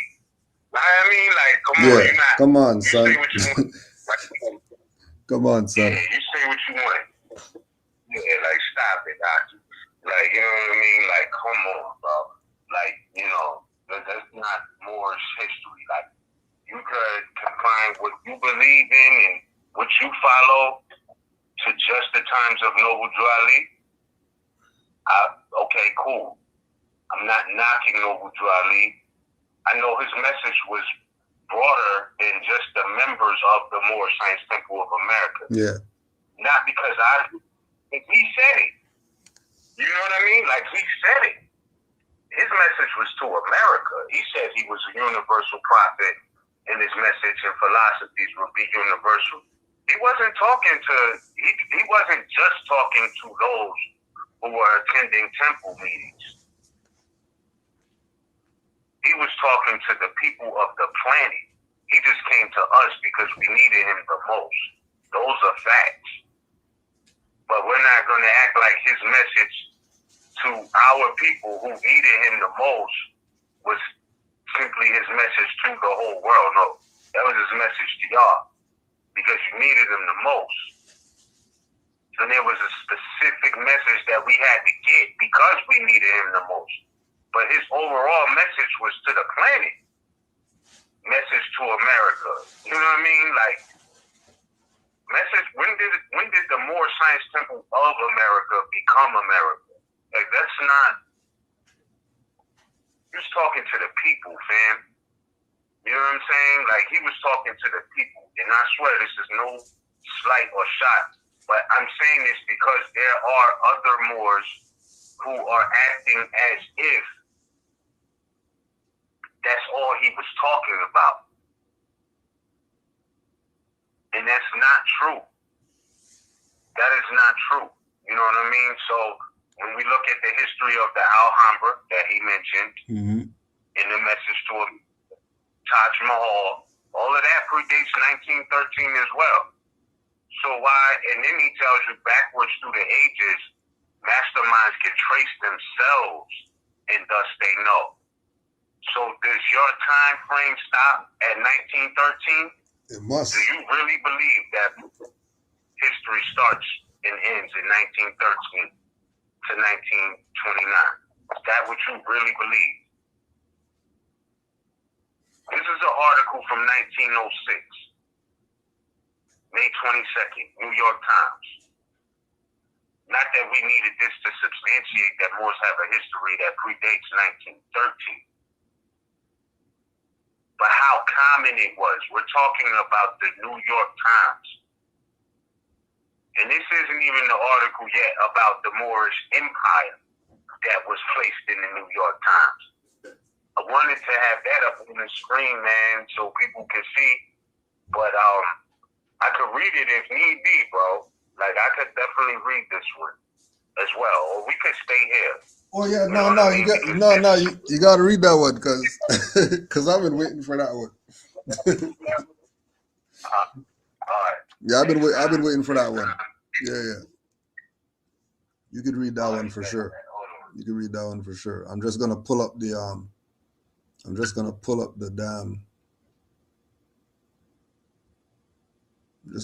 the article without the. Yeah, but whenever you want to start reading that, you can go ahead. I'm working on the article. All right, cool. All right, give me 1 second. 1 second. I'm gonna read this. I gotta take a sip of water because this is a long article.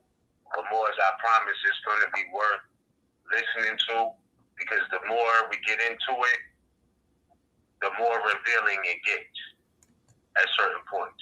Like, so I don't want to cheat this article. I wish we could put this one up on the screen so y'all can see the symbolism on the heading of this article. Like, it's so ill, the Coptic cross is on the heading of the article from the New York Times. Now, this one, the one we just had up on the screen, is from 1906, right? This article I'm about to read is from 1904, September 10th, 1904. To be specific, Saturday, September 10th, 1904, in the New York Times. Hold on, give me 1 second more. Yeah.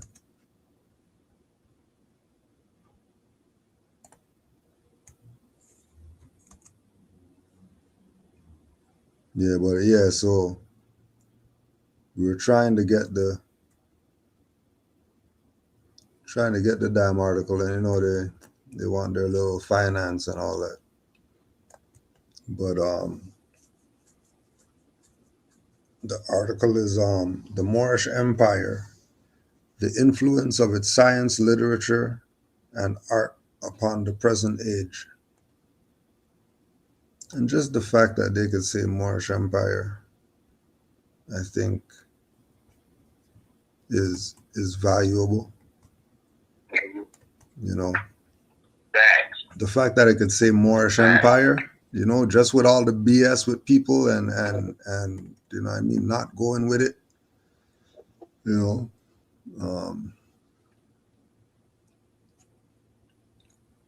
So, yes, so this is from the New York Times, right?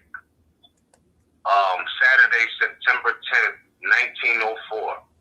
And this particular article is titled The Moorish Empire, as you said, the influence of its science, literature, and art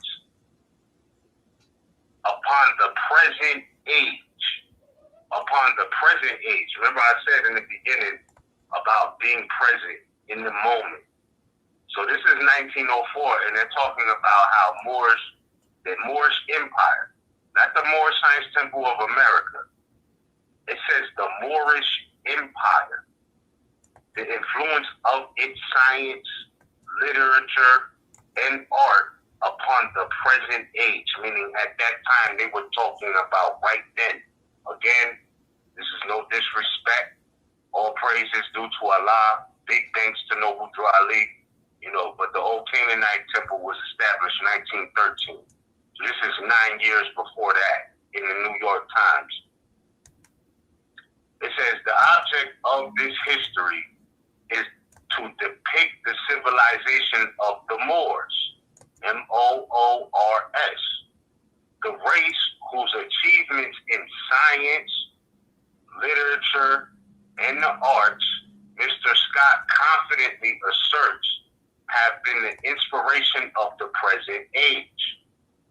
We think it cannot be questioned that an authoritative account was required of the strange civilization which, beginning in the 7th century, revolutionized Arabia and sped forward in resistless splendor across the Mediterranean to Spain. It is true that Irving and Prescott have aided not a little in its later history, and it might seem a task of supererogation to again traverse their territory.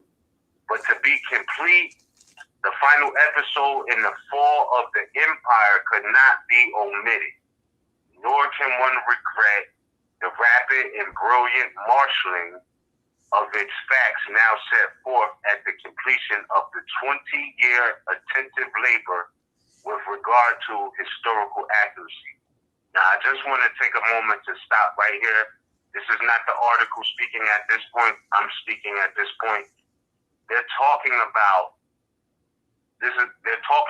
the book called History of the Moorish Empire in Europe that did come out in 1904. I've referenced this many times on the blog, right? There's an article about it, but they're still speaking about the Moorish Empire in the article. So, when they talk about the fall of the empire cannot be omitted, nor can one regret the rapid and brilliant marshaling of its facts now set forth at the completion of the 20 years attentive labor with regard to historical accuracy. They're also speaking about the labor that these two put into this book. Mm-hmm. Like it took them 20 years to write this book. Not this book, the 3 volumes. Yeah. History of the Moorish Empire in Europe, volume 1, 2, and 3. And I don't have the paperback. I got the hardback. And I want to give acknowledgement to my mother and the brother Hamatiel, right? Because if it wasn't for my mother, I wouldn't know the brother, and this brother gave me the actual, tangible, historically crafted volumes 1, 2, and 3, not paperback. I mean, these are beautifully crafted, cotton type paper. Like, it's nice, right? So I just want to put that in perspective. So I'm now going to resume reading the article. I had to interject. At this point, I'm resuming reading the article. But hold on, before I do, let me grab my glasses so that I stay on point with my lines here. All right. So, okay. So, evidence from the chronicles of Polgar and Bernaldez, eyewitnesses, will not sustain the lamentable scholarship of the pioneer writers of Moorish history, one of whom may have lacked even the familiar knowledge of the Castilian tongue. In these volumes, the learning of the late R. Dozy of Al-Makari, Rumi, Rasul Saint Hilaire, and Laban, and Sidela Kasiri, and the lore of the original Arabic and Spanish chronicles have been conjured with in a style to again evoke Aladdin-like the vision of the genius of Islam, of that subtle spirit which, issuing from his barbarous vessel in the east, astonished with a century of Arabian Nights achievements the ancient states of Babylon, Memphis, Athens, and Carthage, and planted its palaces in Spain.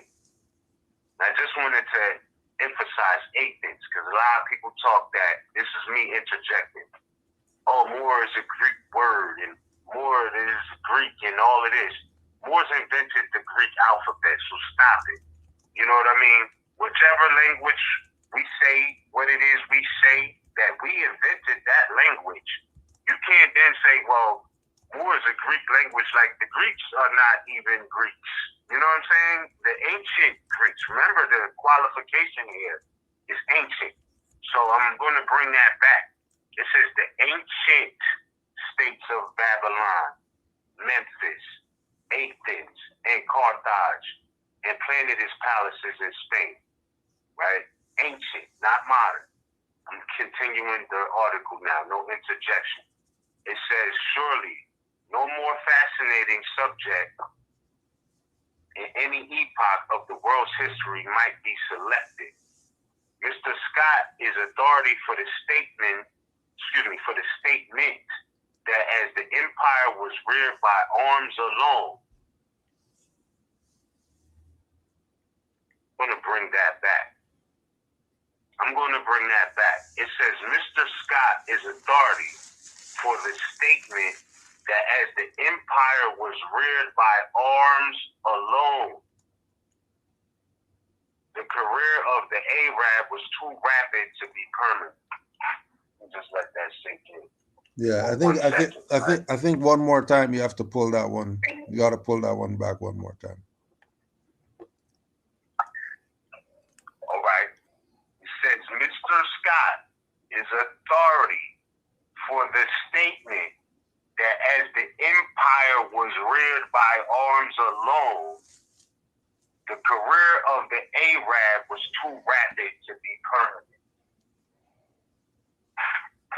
I'm gonna just let that sink in, bro. Wow. I don't even think we can pass that with all of the talk about different Moors and their situations. I'm not sitting here saying, you know, what's right or wrong, but I'm saying this is food for thought.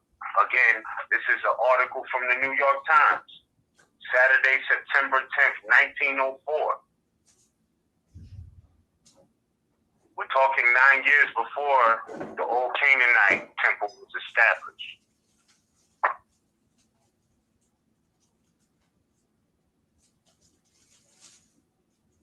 It goes on to say, the same causes which facilitated the foundation and advancement of his power and culture were active during their decline and contributed to their ultimate destruction, he says. So, as they're saying that the arms was, you know, the empire was reared by arms alone, it also was a part of their downfall at the same time.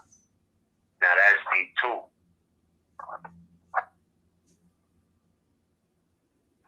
He says these causes were, of course, evident in the passion and inherited in martial traits of the Arab's character. They sprang from those roving and predatory tastes born of immemorial desert custom, and from the spirit of individual independence and extinguishable tribal hostility, which were his most prominent characteristics.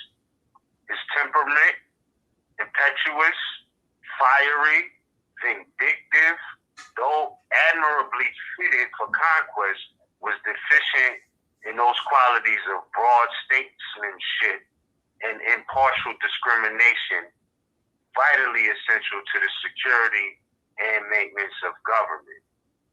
Talking about the Moorish Empire, just keep that in perspective. September 10th, 1904, New York Times.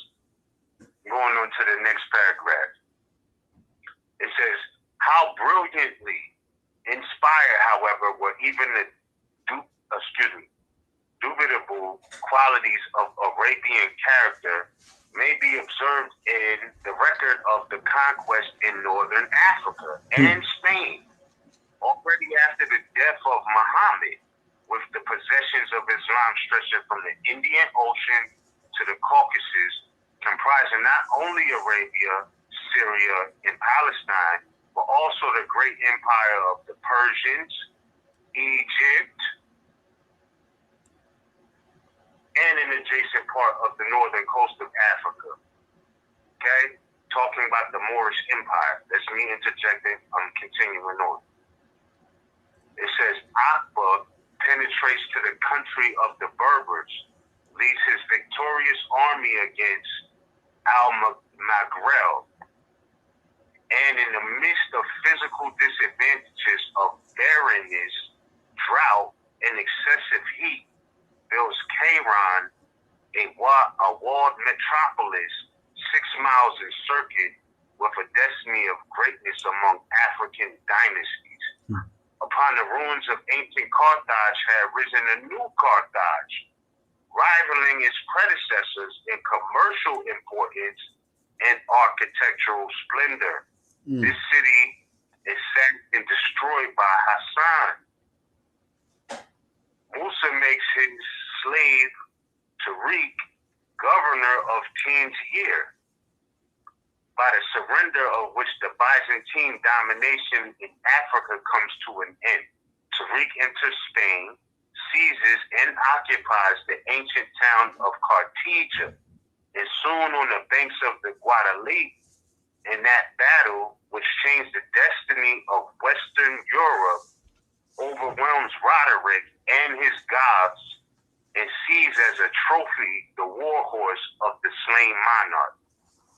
Tariq again lays conquering siege to Cordova, and with Zede takes Toledo, the Visigothic capital. Musa subdues Seville, Malaga, Merida, and Jaén, with Tariq invades Aragon. Now, I just want to let y'all know, too, Aragon, Argos, is the ancient name of Greece. From my studies of J.A. Rogers. So I'm going to I'm going to refrain at this point and get back to the article. But it says, with Tariq invades Aragon and takes his capital, Saragossa, Catalonia and Valencia submit when the remnant of the Visigothic nation, led by a few prelates and yet unconquered chieftains, bears to the fastness of Galicia and the Asturias. It venerates relics and household gods, there to lay the foundation of a new empire, says our historian, talking about S.P. Lyndon Scott. Right? So the next paragraph, it goes on, it says, not content with Spain, the Emir Abdal Rahman next opens the gateways of the Pyrenees, and a host of Muslims pours through. Now, I want to emphasize the fact that in this article that I'm reading right now, right, this is me interjecting, this article that I'm reading right now from the New York Times, September 10th, 1904, when it says, and the host of Muslims, it says Muslims, not Muslims. It does say Muslims, Moslems, right? It does not say, and I'm not here to be divisive. I'm literally trying to tell you or show you, exactly how it's spelled in this article. Just like Noble Drew Ali spelled it in the Circle 7 Holy Quran. So the host of Muslims, Moslems, pours through like an inundation upon France, to be stayed only when the white standard of the Umayyads is planted before the walls of Poitiers and hurled back by the Franks of Charles Martel. Excuse me. I need to stop right there because I'm not sure if where I was speaking and what the article was saying, even though I was emphasizing what the article was saying, was very clear. And all I was saying is that the article says Muslims, not Muslims like Muslims, but Muslims like Moslems. And I'm not trying to say they're different. I'm just saying this is how it says. So I'm going to bring that back to read it straight through so there's no confusion about what I'm saying about what the article is saying, if that makes sense. You know what I'm saying?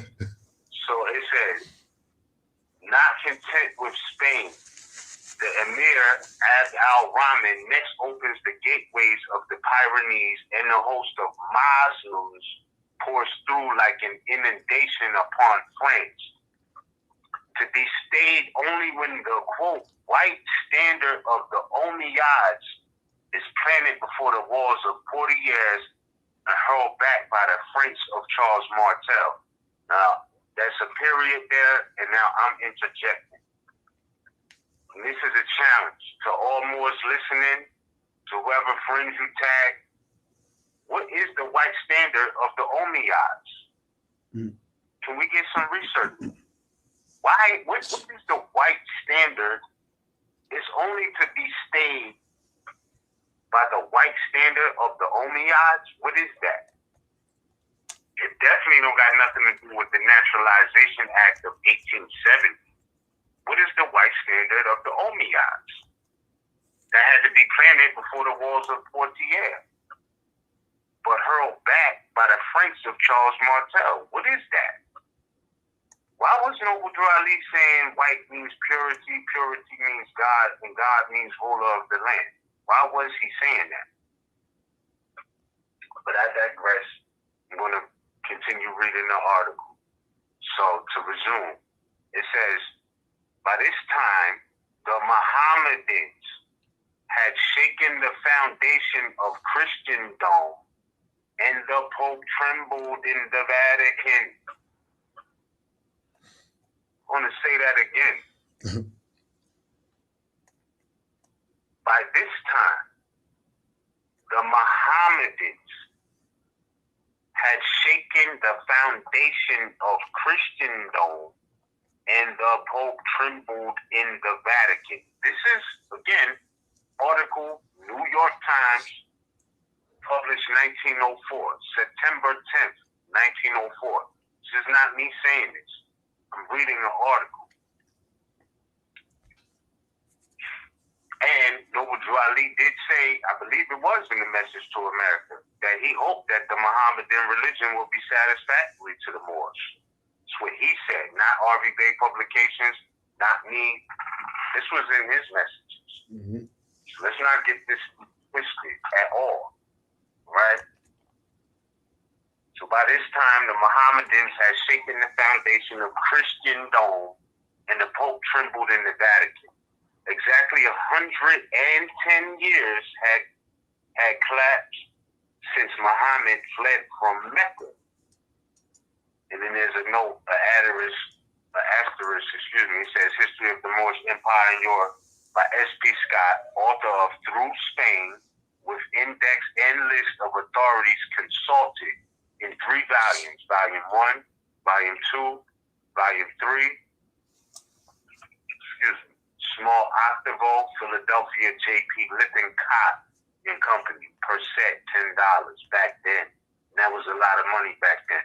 Don't think Noble Drew Ali was being cheap when he told you Moors, if you caught standing around during the temple meeting, you'll be fined 25 cents. That was a hefty fine back then. Let's not get it twisted. So 10 notes was expensive in the early 1900s. So now, that was the first column of this article of the Moorish Empire. I'm about to go to the second column. Is there anything you want to add on before I go to the second column? Because this is where it gets really interesting. Oh no, Go ahead, man. I might not ever address this sovereignty thing again. This is my response. This is what I have to say about it, right? So, you know what I mean? As far as a reference, there's many references, but like this is it. Yeah, you know what I'm saying? So it's, now the name of the prophet was revered from the Indies to the Atlantic. The new sect numbered its adherents. The new sect numbered its adherents by millions. Let that sink in. Before social media, right? They had numbers in the millions. The most venerated shrines of Christianity, and I added the part about social media, so let me continue to read the part. So this is what the article says. It says the new sect numbered its adherents by millions. The most venerated shrines of Christianity and the cradle of that religion, Antioch, Alexandria, Carthage, and Jerusalem, places associated with all that is dear to the followers of, quote, our Savior, and made sacred by miracle, legend, and tradition were in his hands. Rome and Constantinople, the remaining great centers of Christian faith, the one destined to be attacked by the Muslims of Sicily. Let's be clear. It did not say by Muslims. It says, again, Muslims, just like Noble Drew Ali says in the Circle 7, okay? But not just any Muslims, because, and you gotta pardon me, I have to interject here, because some of these Negroes who are claiming to be Moors are acting as if they're holier than thou, because they're not just Moors, they're not just Moorish Americans, but they're Moorish American Muslims, right? So they're saying the life of a Moorish American Muslim, if you're not living what Noble Drew Ali said, you can't be a Moorish American Muslim. Listen,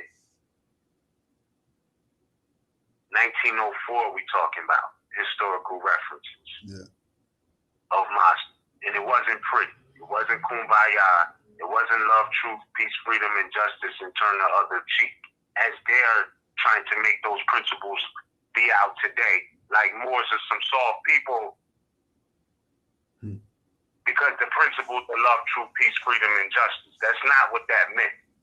Like Moors couldn't question who was claiming to rule their lives, because Noble Drew Ali said, what? Love, truth, peace, freedom, and justice? That doesn't equate to being passive. That doesn't equate to being politically passive, because our principles are love, truth, peace, freedom, and justice. So, y'all could go down and come up with brown lipstick all y'all want. You know what I'm saying? But that's not the historical of antiquity, and not even that long ago. I'm sorry, and this is not from my humblest point of view and position in life. This is me speaking, not the article. Like, I have nothing against what Noble Drew Ali was doing. What I don't like, what I see on social media today, these Moors acting like Moors who are about those principles for real, of love, truth, peace, freedom, and justice. They're acting like they're not, because Noble Drew Ali was some type of passive Muslim who just wanted to buy land and get a couple acres and live off the grid. No, we're not doing that. Yeah. You know what I mean? You claim to be a Moorish American Muslim, but you don't understand why other Moors are resisting this thing. I don't believe you. I don't believe you. You say what you want on social media. Y'all are passive. Y'all have acquiesced and consented. You're acting like all other Moors have to in the name of being a Moor or Moorish American Muslim is some sort of religious choice that has nothing to do with politics. Listen, the article I'm reading right now is the foundation of your modern day politics. And it was not pretty. And this is not disrespect, real facts. So I'm just saying that to put this in perspective, right? So your boy, talking that talk with his hip-hop temple and all of that, talking about Ari Bay and, they're not Moorish American Muslims, because Noble Drew Ali said, Noble Drew Ali ain't say nothing about no hip-hop temple, right? And it's not knocking the 7 liberal arts. We love hip-hop, you know what I'm saying? But before you point a finger, remember, you got 3 pointing back at you, son. You know what I mean? And that's really how it goes. So I'm just saying, let me bring this back. Pardon me. Did I send, am I far off? No, you're good, no Moorish. disrespect. You're good. You're good. I'm a Moor too. I know I'm a Moor. Straight. You know what I'm saying? And then I go create this divisive game, like, oh yeah, everybody's all Moors and Moorish Americans. But they're not Moorish American Muslims. Y'all need to kick rocks with that BS. And I'm saying that politely. Politely. No, excuse me. Let me take that word back. Because talking to these people of the so-called conscious community, you can't even use that word no more. And I get it. You know what I'm saying? You know what I mean? I don't mean that, but I mean, like, you know, I'm saying that with respect. You know what I mean? Like, so, you know. Yeah. So, let me bring that back, bro. Because they got us chopped. Like, these Negroes are holier than thou. And I'm saying that because y'all are exactly what y'all claim y'all not. You know what I'm saying? You're claiming to be Moorish American Muslims, and your words and actions show that you're really not living. You're really not about that life. And I'm not here to judge you. You're putting this on display. Every time you have this Harvey Bay Publications with this holier than thou attitude. Didn't even know your history. Shut up. You know what I mean? Like, really. So it says, anyway, my fault, bro. You know what I mean? Anyway. So let me bring this back. Rome and Constantinople, the remaining great centers of Christian faith, the one destined to be attacked by the Muslims of Sicily. Not you Moorish American Muslims, claiming that you holier than thou, claiming that you holier than Harvey Bay Publications. No. Talking about the Muslims of Sicily. You don't recognize your world history, that's fine. But let me continue back to the article. It says, the other now menaced by the Muslims of Spain.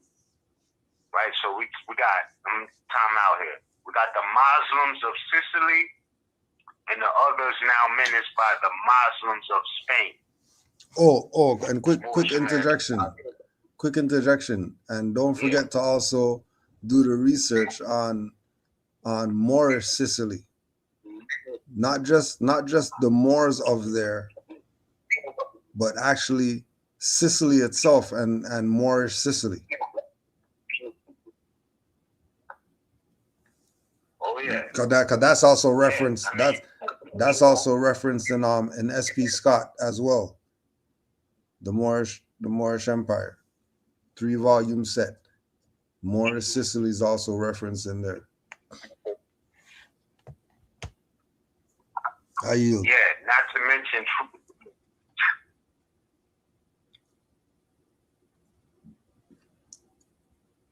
Remember the scene from the movie True Romance? Yep. When he's talking about the Moors. Yep. I know you remember that. Yeah. But no, but in a historical context, yes. Mm-hmm. You know what I mean? So, yeah. You know what I mean? So, okay. So, pardon me. Let me get back to this. All right, so the one destined to be attacked. All right, so I'm gonna bring this back. Rome and Constantinople, the remaining great centers of Christian faith, the one destined to be attacked by the Muslims of Sicily, the other now menaced by the Muslims of Spain, trembled for their safety. Saracen Phaisids were already cruising in the eastern Mediterranean. The Mussulman standard had been planted on the Loire, 600 miles distant from Mecca. In every country into which Islam had penetrated, it had found faithful allies and adherents. Mm.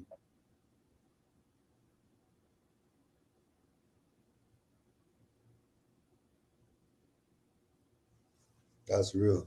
Say that again. In every country into which Islam had penetrated, it has found faithful allies and adherents. Why is it that Islam could go anywhere and have faithful allies and adherents? And you got European cousins, modern day, Russia, Ukraine, the people running the United States of America, they're not even all allies. Why is it that Islam could go to every country that it penetrated and find faithful allies and adherents? What's the science? But I digress. I'm going to get back to continuing the article. It said, most ominous of all, the test of spiritual truth and inspiration invariably depended in the estimation of the credulous upon superiority in arms was steadily on the side of the infidel. This is where it gets ill. Hold on. What we got? It's about to get real ill. I might have to mic drop on something coming up soon. Okay, yeah. So it says, but his chief menace to Christendom lay in the fact that the religious system of the infidel was in effect better and his civilization superior to the Christian. Like, do you understand, like, back then, infidel was kind of like the sovereign citizen tag of today. Yeah. Right, for Moors. Yeah. Like, when they labeled somebody an infidel, it might have been even more, it might have had even more weight to it back then, when they labeled a Moor infidel. Right, because they didn't have fidelity to Christianity like that, because it was against, their reverence for the creation, the creator, right? But into idol worship like that. Not like that. So if they didn't have fidelity in that, Moors were labeled infidels.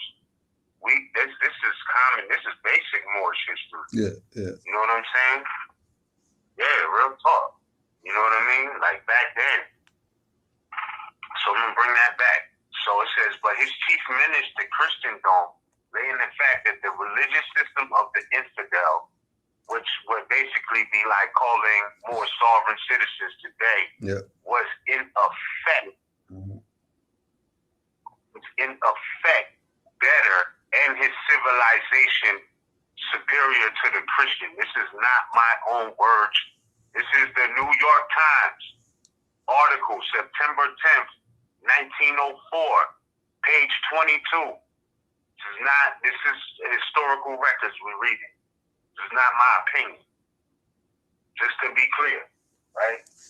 So, to continue on, it says, while the Christian world, and hold on, before I continue this, I just want to say, in a historical context, Christianity had nothing to do with whether you believed in Yahshua or who they call Jesus or not, right? This was the European Crusaders, basically, right? So this is not knocking anybody's faith or anybody's reverence for who they now call Jesus or Yahshua.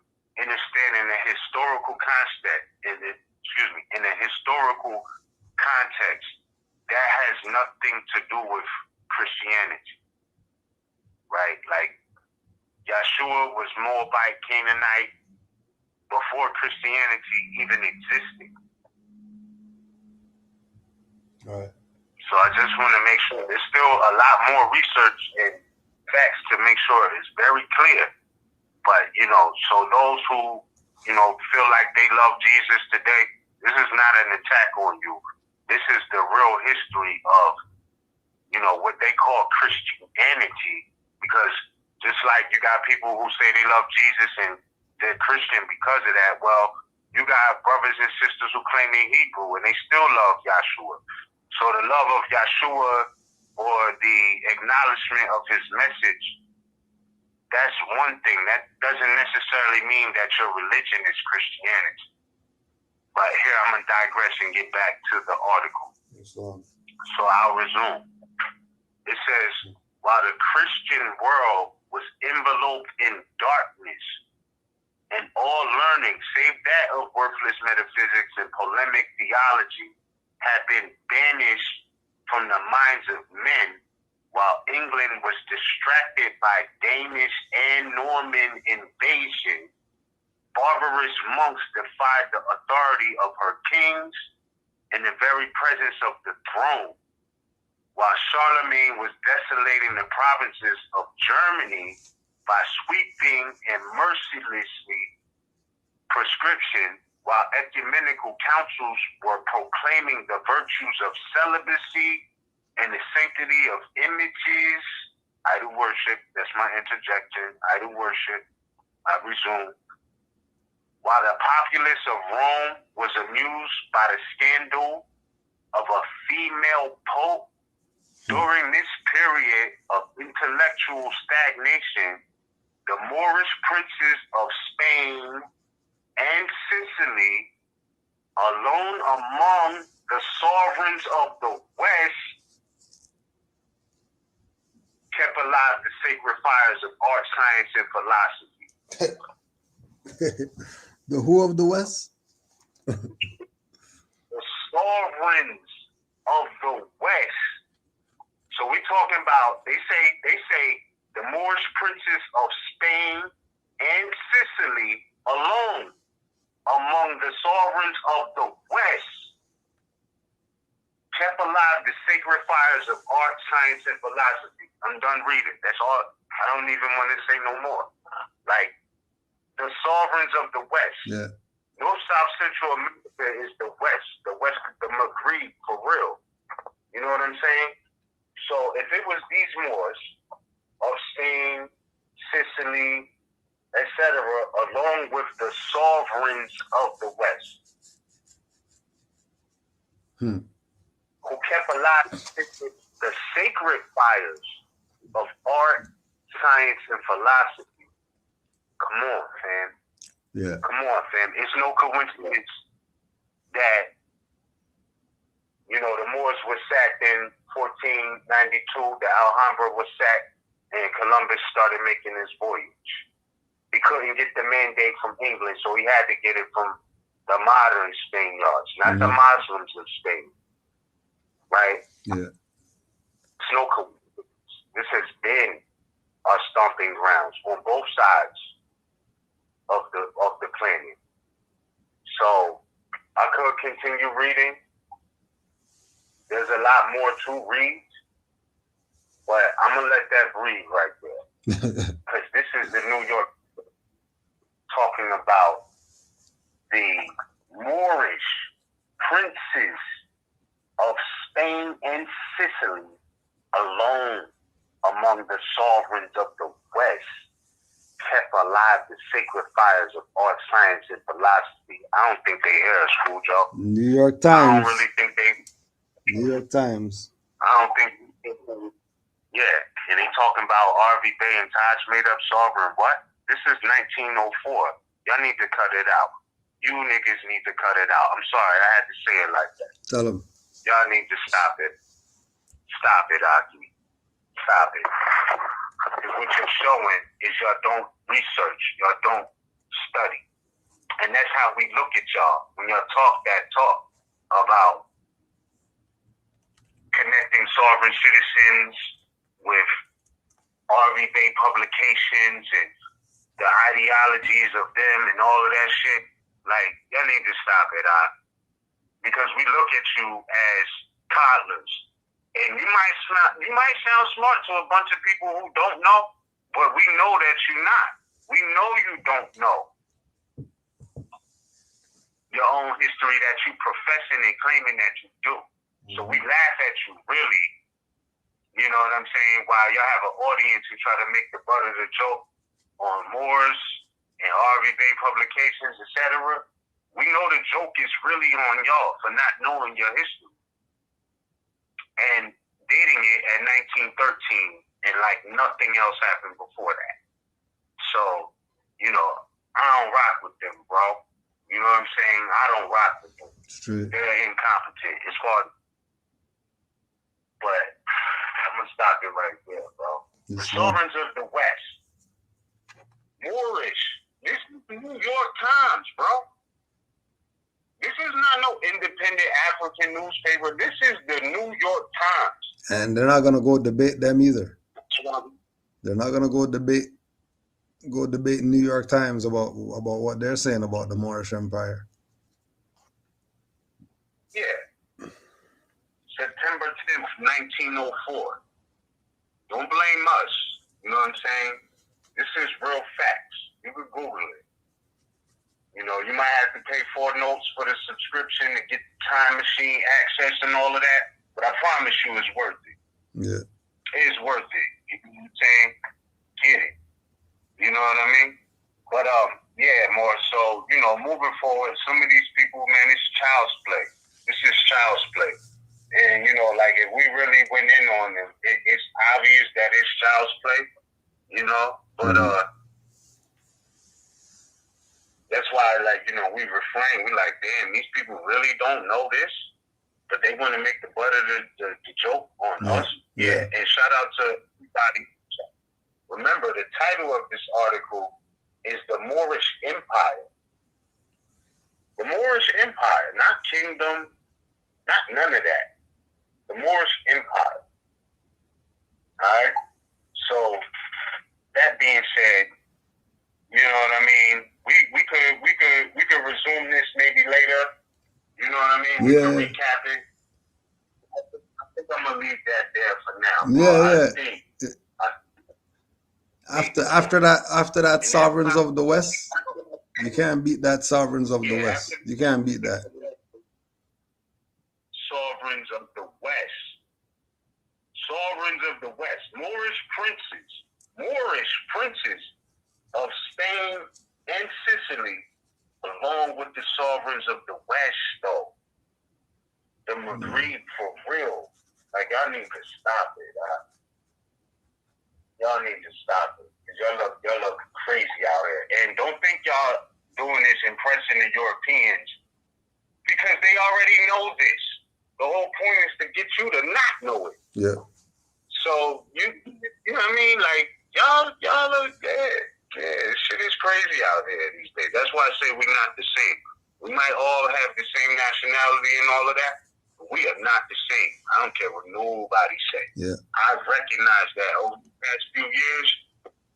It's only a few. You know what I'm saying? Like, not, you know, there's a lot of us alike.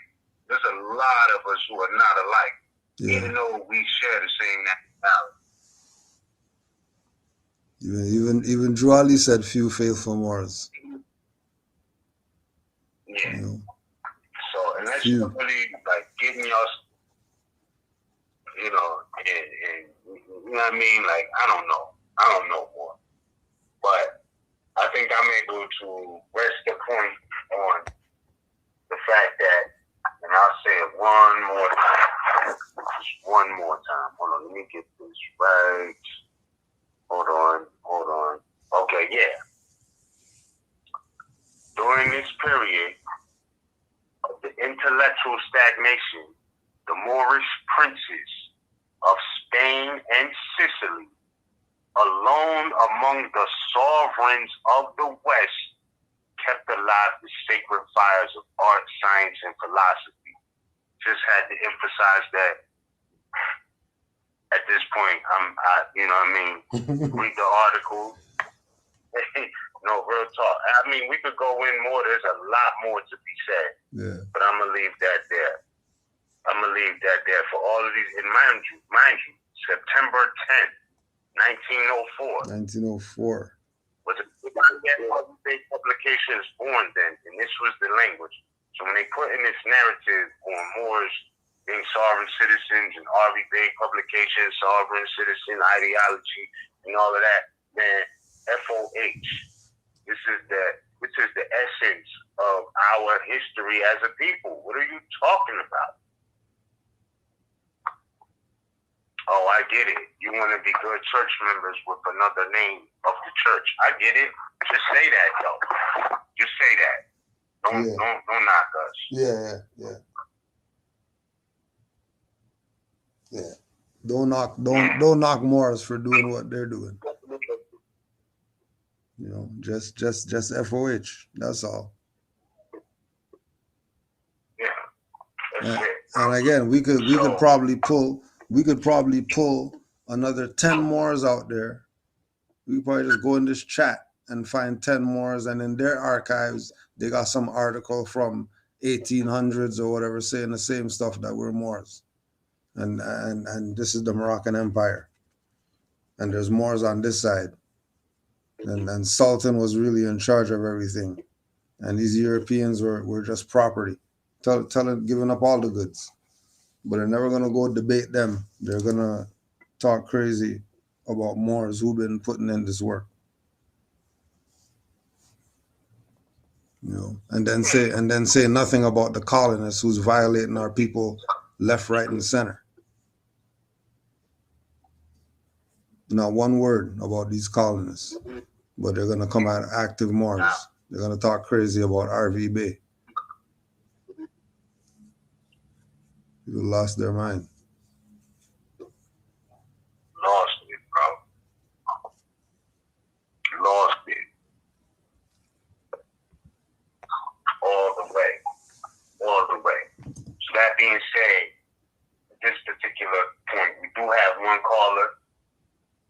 If anybody on Canaanland Moore's YouTube channel is listening and want to call in and add on, remember the number is running at the bottom of the screen, which is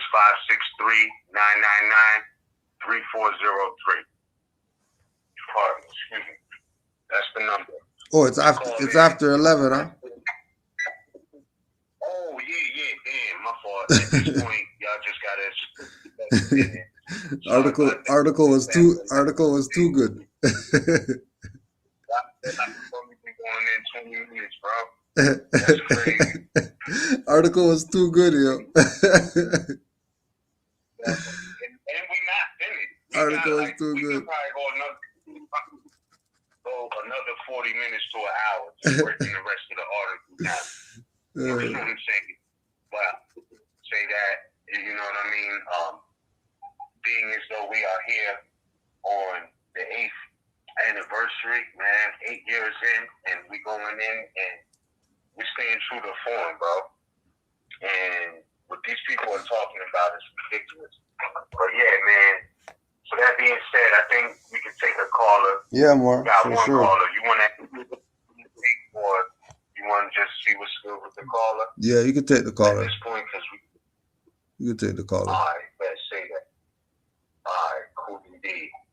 So, peace. We thank you. Caller 218-673. You live on the air. You with us? Islam, more. God blow your canal, Northwest Maxim. Congratulations on 8, because that's a powerful infinity. And you know the baby grows after 7, they ready. So and that article was a great it was a great connectivity between history and contemporary present day situation. And in addition to all that meat that you shared with them, the real build on that for me, the real takeaway was those last few words, the sacred fires of art, science, and philosophy. Now, you know, that connects so thoroughly with what the prophet said.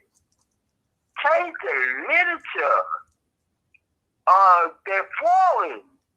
We need to uplift humanity, because we know for a fact today that after their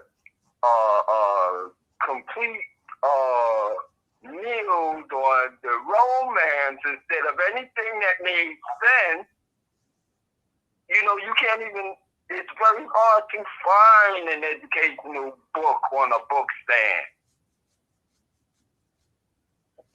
And it's even harder to find those looking for educational books. And when you look at,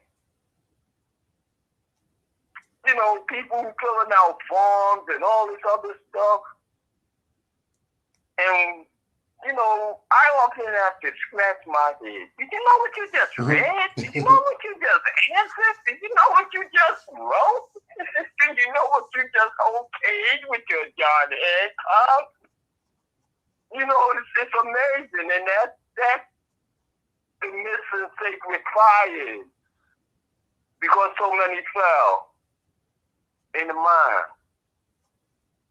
You know, and that's, again, that's a build on the wholeness and the continuation of, you know, you showed them why they got to stop all that nonsense.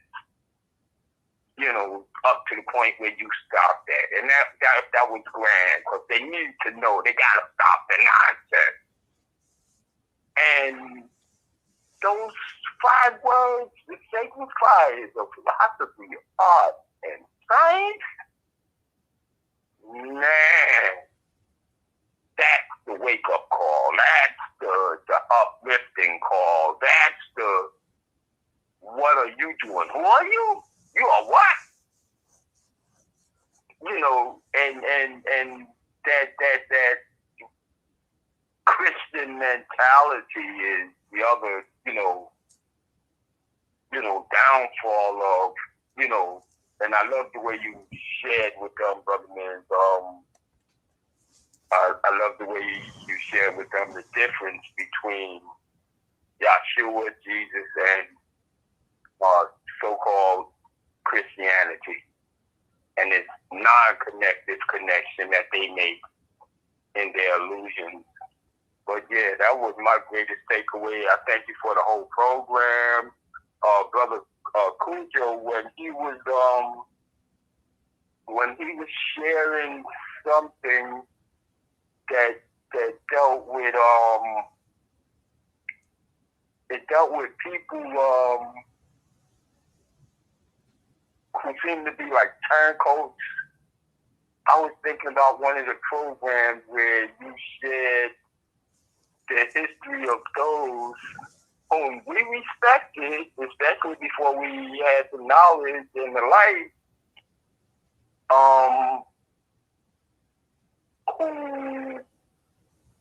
what you had shared on the program was how they were appointed to these different bodies, you know, as gatekeepers to block the knowledge, to block the truth, and to misguide us into accepting our status, relationships with the black power, the black Congress, the black, you know, all that nonsense. I forget what article that was that you had shared on that program, but that has a connectivity also as well. You know, this shows us how we've been displaced, misplaced, and misinformed, and miseducated, and led down to a wall that now, time to get up. Time to get up. And the only way we can is with those sacred fires, because that's dealing with man is mine.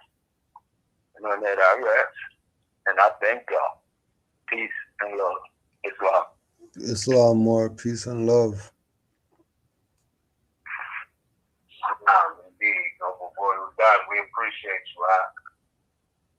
All right. So yeah, man, I mean that's what it is. No doubt. Now, so that being said, more, we don't have any callers with their hand raised in the queue. I believe, you know, people are soaking that in. I trust that's the case. I don't know. Is there anything you want to say? We got 32 minutes left. 31 now. You want to add anything on? Or well, again, just to stress that point, that there are the individuals out here with turbans and fezzes on, who their duty is to cause confusion, you know, and people have to be, you know, mindful of the energies that are out there, the confusion energies that are out there. You know, we were talking about the Moorish consulate and how they're doing naturalization for Europeans and making up fake statuses and calling them that. Now they're calling them Moorish non-nationals or some BS, right? Creating stuff just to be able to put a price tag on it and rape people. You know what I mean? This thing has gotten so far away from you learning about something. Because you check any of these people's any of these people's videos, they're not even giving you reference points. They're not even pulling articles and giving you book numbers and page numbers and anything like that.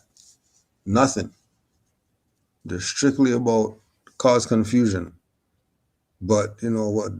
That's how it's gonna go. If you're supposed to think and save yourself when you're not thinking.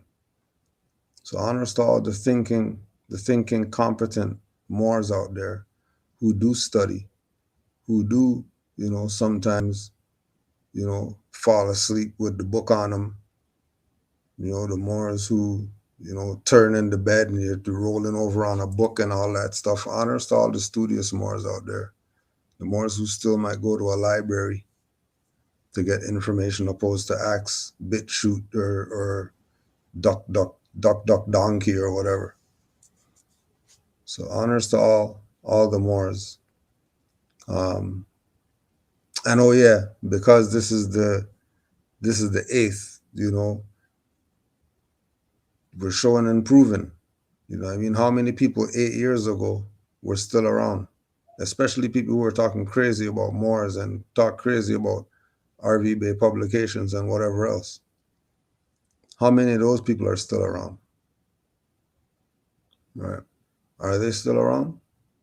You know, more than likely not.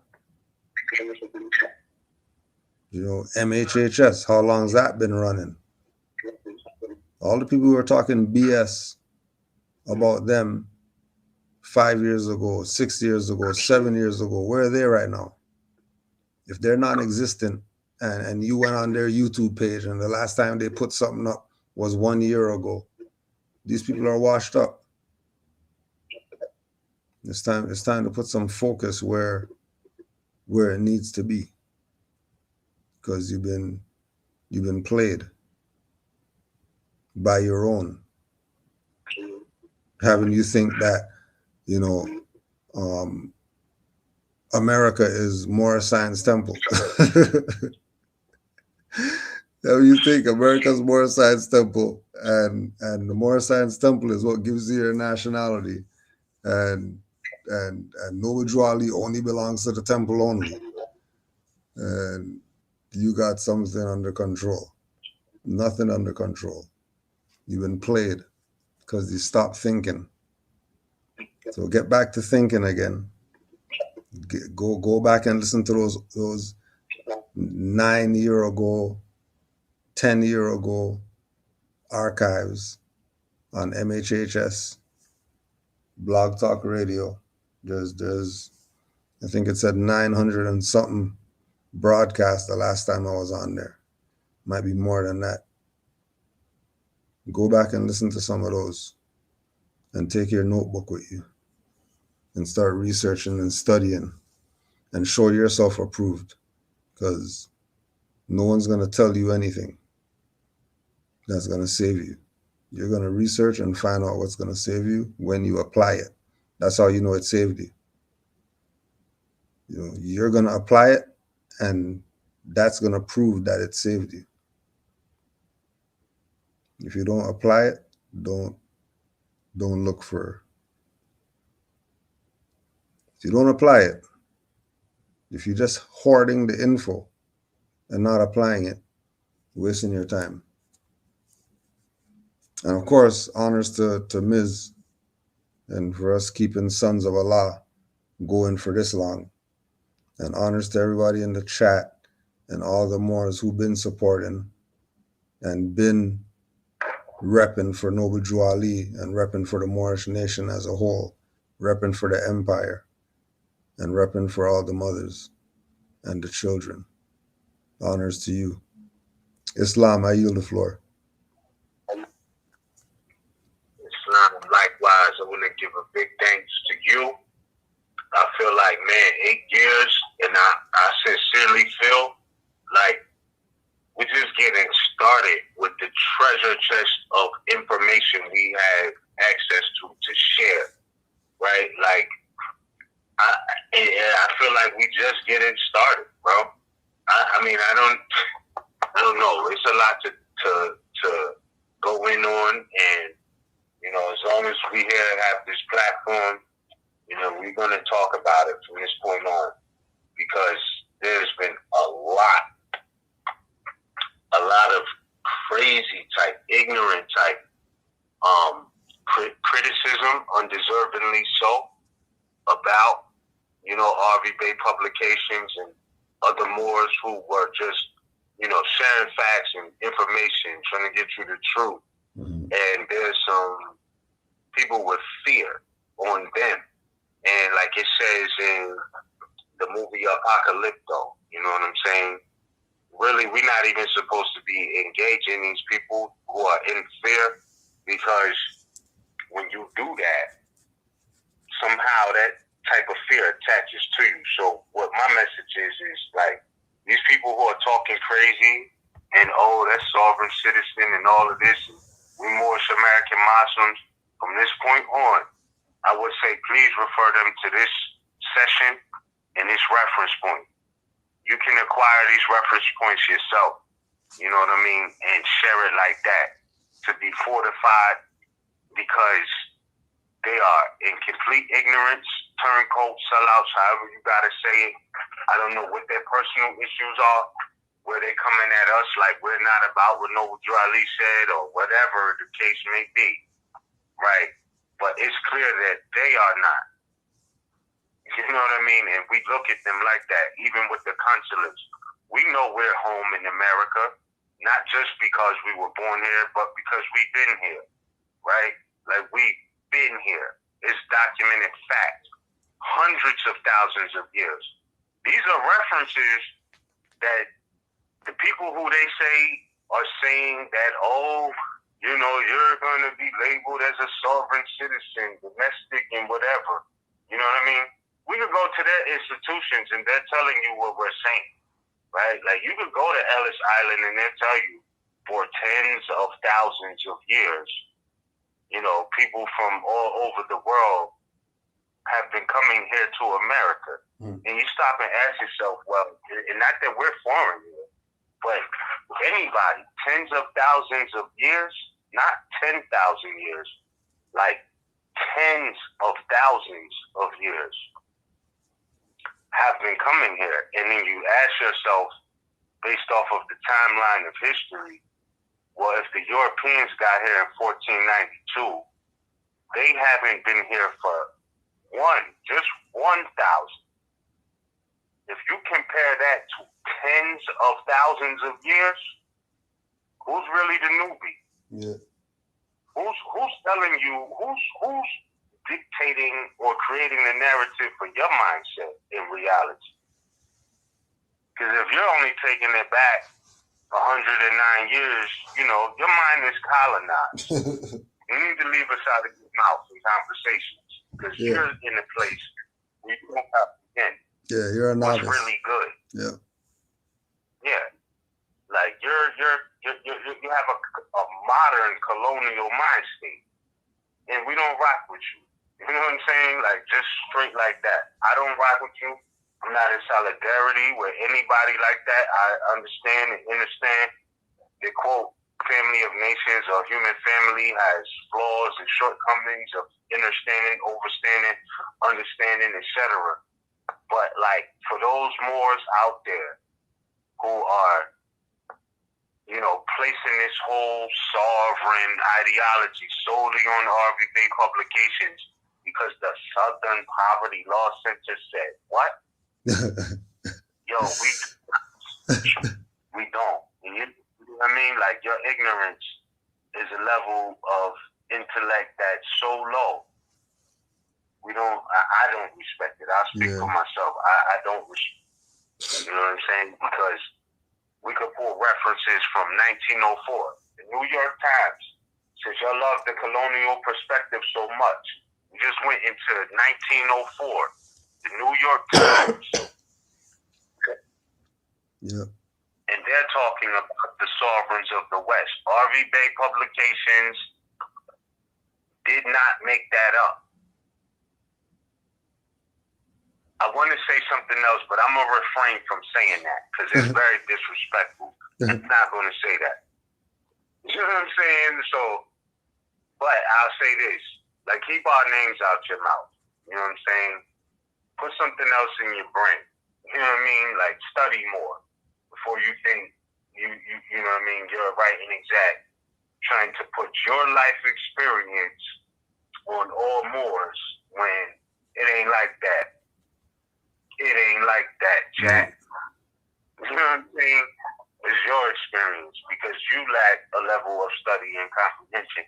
And it's sad because some of these people do know better and still choose to promote these false narratives.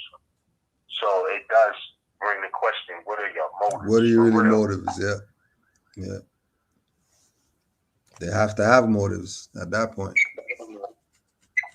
Nah, we know when we're looking in that. We know. I'll say I know when I see the eyes of somebody in fear, then people might have grabbed a hold of son, and now he's working for them, like on a real level. Yeah. I see fear in his eyes, bro. I don't see realness. I see fear. You know what I'm saying? And, you know, we're not accepting that projection. At this point, I look at it like, yeah, we're all survivors through a so-called pandemic, whatever.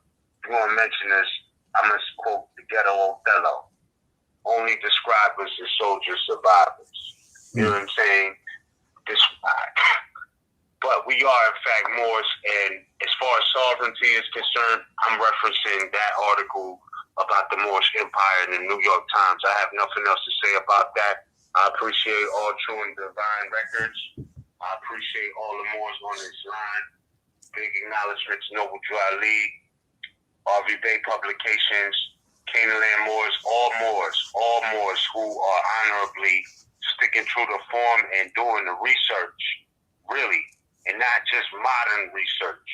You know what I'm saying?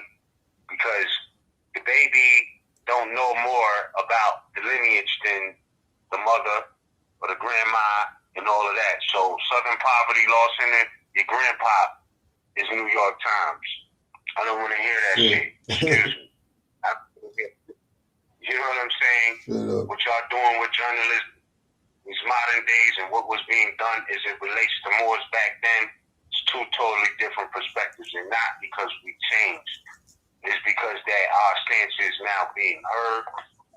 And that's really what it is. So, you know, acknowledgement to all true and divine records and all Moors, you know what I'm saying, who are honorably looking at this time, the times that we're in now, and comprehending and understanding. So, again, my last thing to say is when it comes to sovereignty, don't come at RVB Publications. Go ask New York Times about their article, September 10th, 1904, the Moorish Empire. Go ask them, who did they mean by the sovereigns of the West and the Muslim, the Moorish princes of Sicily and Spain? Go talk to them and hop off. You know what I'm saying? That's where I'm at with it. And with that being said, there's a lot more to say there for the night. We got 15 minutes left, and I think we made our point for the evening, the night, and in perpetuity. So, Islam Cujo. Islam more. And again, I feel like we're just getting started on the 8th year in. You know what I'm saying? You already know. And there's ways to, different ways, but, you know, we just getting started. So, salute. Peace more. Peace to all the Moors. Shalom. Indeed, indeed. Peace to all the Moors. We out. One. Yeah. And Operation Rapper in position. I'm here. Operation Rapper in position. All the gods, God and man. I is marvelous, y'all. The devil here and the blind will see the hidden message in the words of True Ali. Yes, indirectly, True Ali, one of the names of the prophets internationally. True said more, proclaiming nationality, cause they're not Ethiopian or NBC. The melody is related to me, saying that they will cause the big debate. So I need to clear up the mess for most debates so they can pick up the chest to prove what they know and what they can do. Creating the wheel that was created by Drew. When you know the truth, many debate, few humble themselves and confront the jungle himself. Just to me, keeping my goal while they trading their jewelry. Trying to we can make debate fool me. You fool me, and it's really good more because we only truly. Who's the real truth? Me and we. And seeing more than religion is my mental degree. And where everybody's supposed to be. If not, I guess that's not where you're supposed to be. Hopefully, Drew, I think will be seen openly and realize NBC is something you can be. That's one is I will see the hidden message in the word of Drew Ali. The devil is I will see the hidden message in the word of Drew Ali. The devil is I will see the hidden message in the word of Drew Ali. The devil is I will see the hidden message in the word of Drew Ali. The unconscious ones love the semblance of identity and having no remembrance. More factual resemblance of the ancestral land inheritance. Love being the children, not the parents. To do any activity, asking for clearance. Their minds like crystal, nothing but clearance. Everyone can progress in their land, the heirs can. It's your status, stop making races. Who bleed just like you, if you check the faces. You walk through there and feel administration. And they use that as an emblem on the apron. And can't be free, it's not Moorish races. Black and more Europeans and not Caucasians. Coming to the new world of civilizations. We go to harvest from Marsh hills, we send in the nations. The devil is I will see the hidden message in the words of Drew Ali. The devil is I will see the hidden message in the words of Drew Ali. The devil is I will see the hidden message in the words of Drew Ali. The devil is I will see the hidden message in the words of Drew Ali. You transcend and ascend in this. It's a journey, just like the more traveling. World sound within. They gotta touch us as we exhale. Pass all the sort of truths and the lies they tell. To keep y'all from drinking at the well. Divine love, that's the fountain in you. This is the alchemist secret. Restoring true unity. Resurrecting a community. So every day you make the fight. Though it's hard and stress God. In every demonstration, I'm penetrating to the depths of the mind. A noble chief, well kept and refined. The feeling is bright like the star Sirius. This position is the son of man. I look the man who I leave on the canvas of my soul to replenish the whole, replacing the old. It's critical, reaching to the pinnacle. Native and original MC is relevant, and the style is intelligent, but I keep it interesting. Drop it to math in the cipher if you enter in. The law is the center to study yourself and be renewed. That's elevation, restoration, contemplation, and meditation. Now the soul's navigating, manifesting all creation. The room you get is light, utilizing the light on the path. My body is an astro lab. I take the right action. In my compass is the passion for internal alchemy. The devil is I will see the hidden message in the words of Drew Ali. The devil is I will see the hidden message in the words of Drew Ali. The devil is I will see the hidden message in the words of Drew Ali. The devil is I will see the hidden message in the words of Drew Ali.